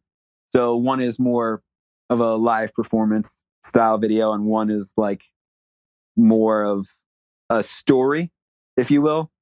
But yeah, it's always a fun experience working with the Michaels, and again, they are very like-minded individuals. So it's a good time when we get together and we get to work with people that we enjoy working with.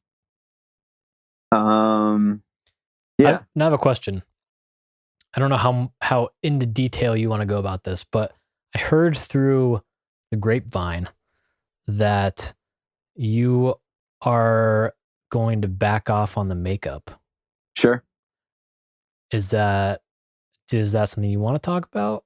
We can talk about it. Okay. Yeah, I don't know if that was something that you just kind of wanted to forget about and move forward. No. And it's always it's something that I've done, and people have seen me do it. When I first started doing it, I felt that it was something that made me very comfortable, and it definitely helped with a lot of my insecurities. And it was just something that I enjoyed doing. But as time grew and, you know, the band grew, I wouldn't always do it every night.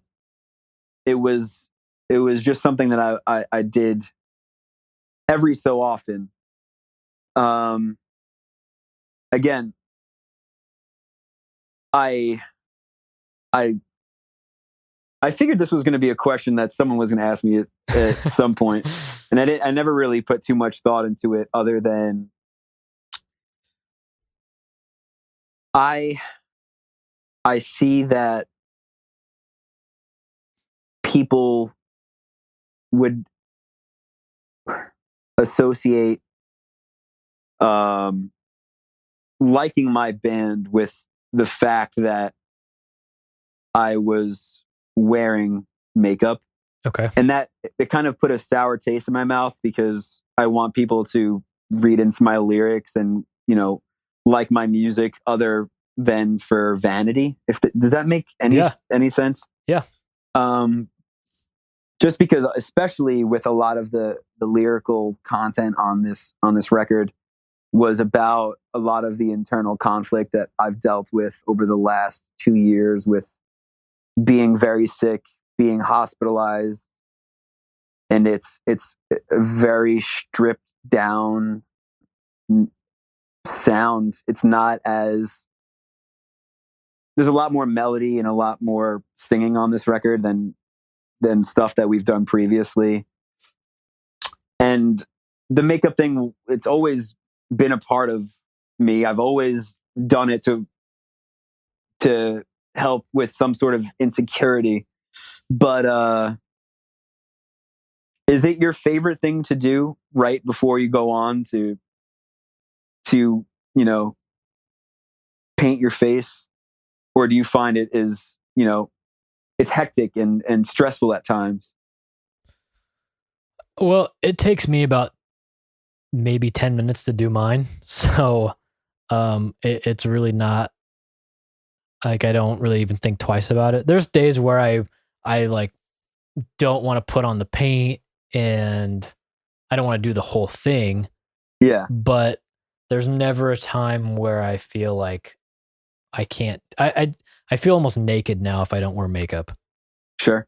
So for me it's not it's almost like it's just part of the whole thing. Like it's just I've been doing it for so long that it's now just become part of my job. Like I put on makeup before the show and that's just how it is. And to me it sounds I don't know if you've always like when you guys first started, were you always wearing makeup at the beginning or was that just something that you just did here and there and continue to do here and there until now where you're kind of like I don't know if I want to continue to do this because I want people to like the band for the band and not because of the fact that I'm wearing makeup. That's definitely a factor. You know, that plays in my head, as well as it doesn't just take me 10 minutes to do mine, because I'm very particular and I pay attention to every detail of everything. So for me, it was more of like an hour and a half, 2 hours to do this stuff on my face, Wow. to have this like very David Bowie androgynous-esque look, Yeah. which I love Bowie and I love that. But Bowie also, with every record, made a change within him, you know, his aesthetics with how he came out, and had these different personas, if you will. And I'm not saying I'm changing my persona, but I think it's refreshing when a band, with every record, you know, the sound isn't exactly the same and the band might not necessarily look the same. So Sure. I think more importantly, I'm taking uh, a cue from someone that's inspired me, like Bowie. You know, it's Well, not something that I, you know, who knows? Maybe I'll do it again. It's just something that if I don't have to do it, it's not, I don't think it's the most important thing in the world that I have to do it. So I don't know. Well, no, and I get that. I also feel like this just kind of loops back around to our beginning conversation when we were talking about people changing, and you want to try new things, and that's fine.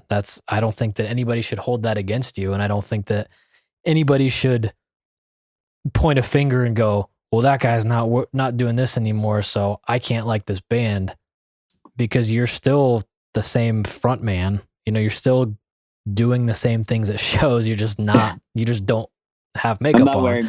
I'm not wearing lipstick. Yeah.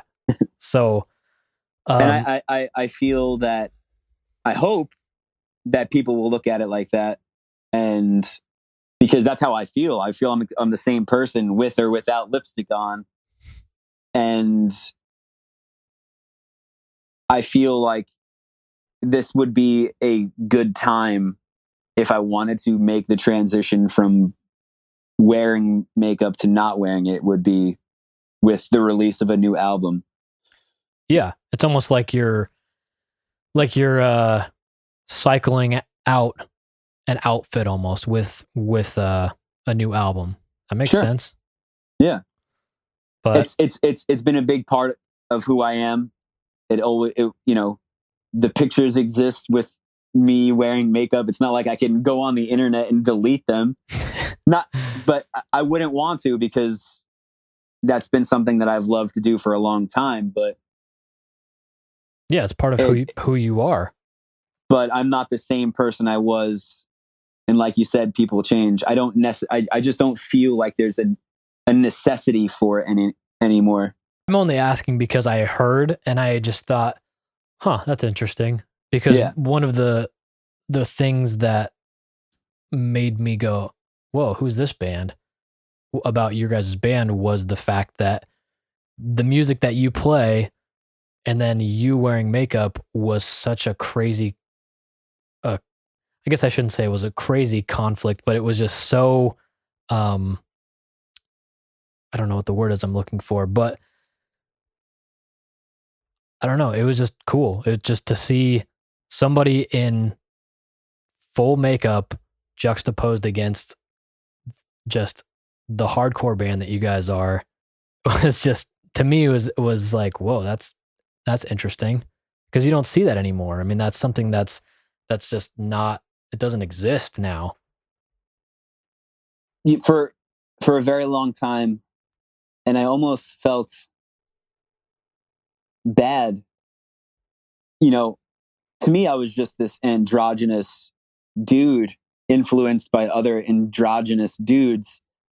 But my band has been so active with speaking up for LGBTQ equality, that even in the beginning, that when I would just put on some lipstick, you know, somebody who is queer or trans would come up to me and, you know, they tell me that I gave them some sort of strength or something like that. And that's something that can never be taken away. And to me, that was really cool, that I made somebody feel powerful, that they could take some sort of power back in their life.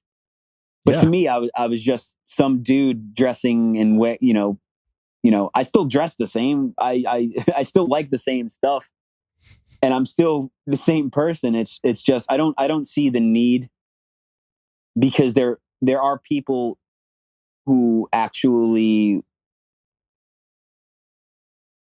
have a hard time, you know, putting lipstick on or feeling comfortable in their own skin. And I give all those people in the world the praise, because they deserve it. Again, it's just something that has been on my mind for some time now. And yeah, I mean, I hope that doesn't deter anyone from wanting to listen to my band. But yeah, I can't speak for everybody, but I don't feel like that should make a difference. I hope not. I mean, if people are gonna go out of their way to listen to you guys because of the fact that you listen to, or that because of the fact that you wear makeup, or they listen to you regardless of the fact that you wear makeup, I think that those people aren't going to care because I mean they're into your music regardless of what you look like, you know?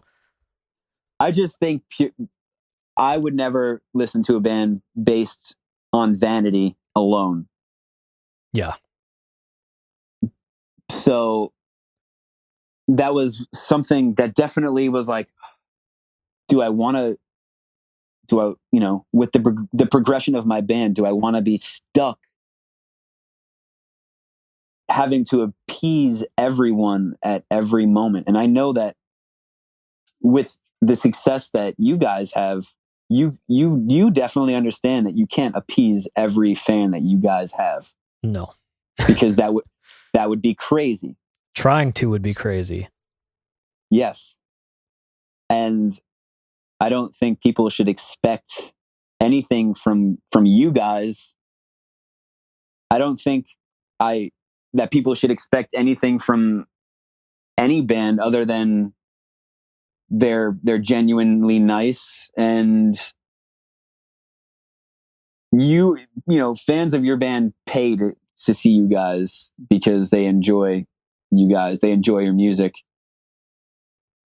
Yeah. I don't know why, but some number keeps calling me. Would you mind if I stopped for 1 second just to pick this number up? No, that's fine. Because it's frustrating me. That's fine. I'll call you back in 1 second, okay? All right. Sorry. No, it's okay. For some reason, I realized that my screen recording thing isn't working. So God. So about 30 minutes of the past 30 minutes just haven't been recording. But it's fine because we have the audio. I can make it work. Okay. And no problem. But that I was honestly, saying that I just appreciate having conversations with you. I was just like, oh God, cool. But no, that I was saying that works perfectly because when I stopped, or right before you called me back was right when I got it working again. Okay. So I was like, oh God, thank God. Yes. Perfect timing. All right. Well, so hopefully it will continue, but yeah, anyway, I don't even remember what we were talking about before. Makeup. That's true. That's right. Should I have a summarized version? No, that's fine. We can move on from that. Okay. I don't want you to have to sit and contemplate why you're not wearing makeup for another 20 minutes. Because I don't think that it really matters. I was just curious because I had heard that and I was like, huh, that's interesting. When does your first music video come out, I guess? Well, we're putting one out on Halloween. Okay. We put a music video out last Halloween, so we should just keep doing that, I guess. We continue the tradition. We figure, why break the tradition? So we have a video coming out on Halloween. We haven't really talked about it or announced it, but that's kind of how we did it last time, and people were stoked. So yeah, on Halloween, we're putting out a video for a song called To Kill For, which is a very different song for us. It's a very melodic song with a lot of singing and like catchy choruses. It is a step in a different direction without not being an Old Wound song, if that makes sense. Okay. It is very much an Old Wound song. When people hear it, it'll click in their head, but it's very different than anything that we've done previously, but I don't think it's going to confuse people by any means. Okay, that was going to be my next question was, do you think that having more singing is going to deter people and be like, what the fuck? Well, it's something that I've always done at least a little bit in our past, and people know that it's there. It's just something that we touch on a lot more now. With the addition of Ben, he has this very interesting way of playing guitar, as chaotic and as heavy as it can be. There's always this melody driven thing that is there. So it's very easy to put my voice to it. So with that being said, when we sat down and we were like, okay, let's talk about what we want these new songs to be, or talked about musical inspirations, and we knew that without jeopardizing the subculture that we come from, without jeopardizing the fact that we play heavy music, how can we expand in an alternative direction, but not forget that we are this heavy hardcore band from New Jersey, you know? Mm-hmm. But you'll definitely be able to tell that it's not the same record that we've previously released. And I think that's always interesting and cool when a band puts out a record and it sounds nothing like the last record that they did. Because one of the most frustrating things, I think, is playing in a band and writing the same stuff or similar stuff over and over again. Why wouldn't you want to expand on what you do or try new things that may work and may not work? But yeah. I think that's the part of the whole process of being in a band, is expanding and changing, because like we've touched upon this subject of change. Everybody changes, influences change.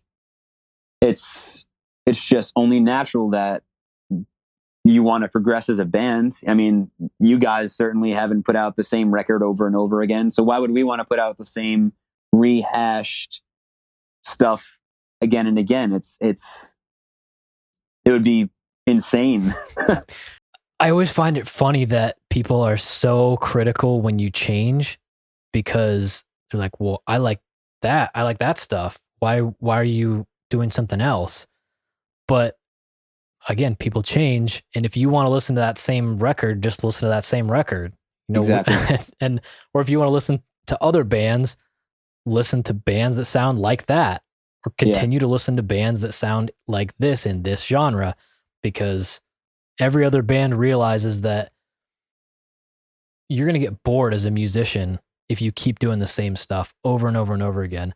And I think that it's a career killer to continue to try and make the same record, because you're not going to go anywhere. You're going to appeal to the same core group of fans and maybe kind of branch out into a couple other people over years, but you're going to be the same band. Can I ask you a question? How refreshing is it to you when the writing process is over and you get to play new songs live that you have not played before? So awesome. And how much and how much more fun is it to play those songs than songs you've been playing for years and years? It's like you're starting over. Exactly. You get a fresh start. So I feel like anyone that plays music will understand, and of course, hopefully people that are fans of music will understand. Obviously, I think it's utter nonsense to write the same style even over and over again. Like it just wouldn't. It's just not in the cards for us. We want to expand and we want to grow as musicians and artists, and we don't want to write the same 1 minute punk song over and over again. Yeah. Well, and another thing that comes with change is you want to appeal to more people, and people always are quick to go, well, this band's selling out. But I don't think that's the case. I think it's just you want the most people to listen to your music that will. And I want the most possible people to listen to my band as possible. And I feel like every band feels that way. So 100%. why would you not want to do a little bit more of something that you already do, to cater to a little bit more people that might enjoy your music. Like, I just don't get that thought of, well, that's fucked up. Can't believe that they would want to be a bigger band. What? Without sacrificing any sort of heaviness. Yes. There's still a lot of heaviness to what we do on the new record, but it's just done differently, and it's presented in a different way alongside stuff that may be unfamiliar to you. But, you know, my inspirations range from the Misfits all the way to Morrissey, and they sound nothing alike. Yeah. So I always long to hear in music that I listen to, especially when it's newer bands, I can pinpoint inspirations and different things that I hear in their music, and I think that's cool and interesting. And again, I just don't want to write the same thing over and over and over and over again. Yeah, of course. And I don't mean what I said to be taken as I just want to write music that caters to people that will listen to my music. Don't mean that at all. I mean with keeping the integrity of what the band is and what the band stands for, and continuing to write music that you love to play. What can I do that will also help attract other people to listen? And I feel like that is the difference between selling out and just growing as a band. Entirely. To me, selling out would be if you guys completely ditched your like hardcore roots, just wrote like a alternative pop punk album, just to get more fans. That to me is selling it. That I understand, but there's a very, very striking difference between the two things, and I think that as long as you stay within the confines of growing and keeping your band true to who it is, I feel like that's where the difference is, and where you kind of, I guess, where it stays acceptable, if that makes sense. I just always want to be interested in this because I've invested so much time and so much sweat and blood into it, that if by keeping it interesting, we have to try new things and step outside the box, I don't see anything wrong with that. Yeah. I don't either. Yeah. But I know for a fact you as a musician, you don't want to play the same thing over and over again. Yeah. Or write the same thing over and over again. No, I think a lot of it is just pushing yourself and like you said, being outside of the box and trying new things and experimenting. And that's really all it comes down to when you write a new album. And people think that it's this like black and white thing where it's like you're either selling out or you're not.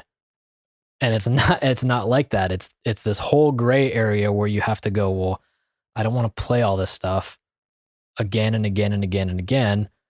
I also don't want to be bored. I also don't want to go up on stage every night and hate the songs that we're playing because I'm so bored with them. And there's all these different thoughts that go into writing an album that people don't see or don't think about because they're either not musicians or they just don't know how it works. You know, they've never gone through the process of trying to write an album before. So, yeah, I think that a lot of stuff that we touched on and a lot of stuff that I've talked about in the past is I guess a lot of just things that people don't know. They're just not aware that like this is a thing. And, and maybe if people knew that writing was very, very gray and not so black and white, then they would be like, oh, okay, I understand. I get the progression. I get wanting to step outside my comfort zone a little bit and evolve as a band and as a person. And, but yeah, I guess unless people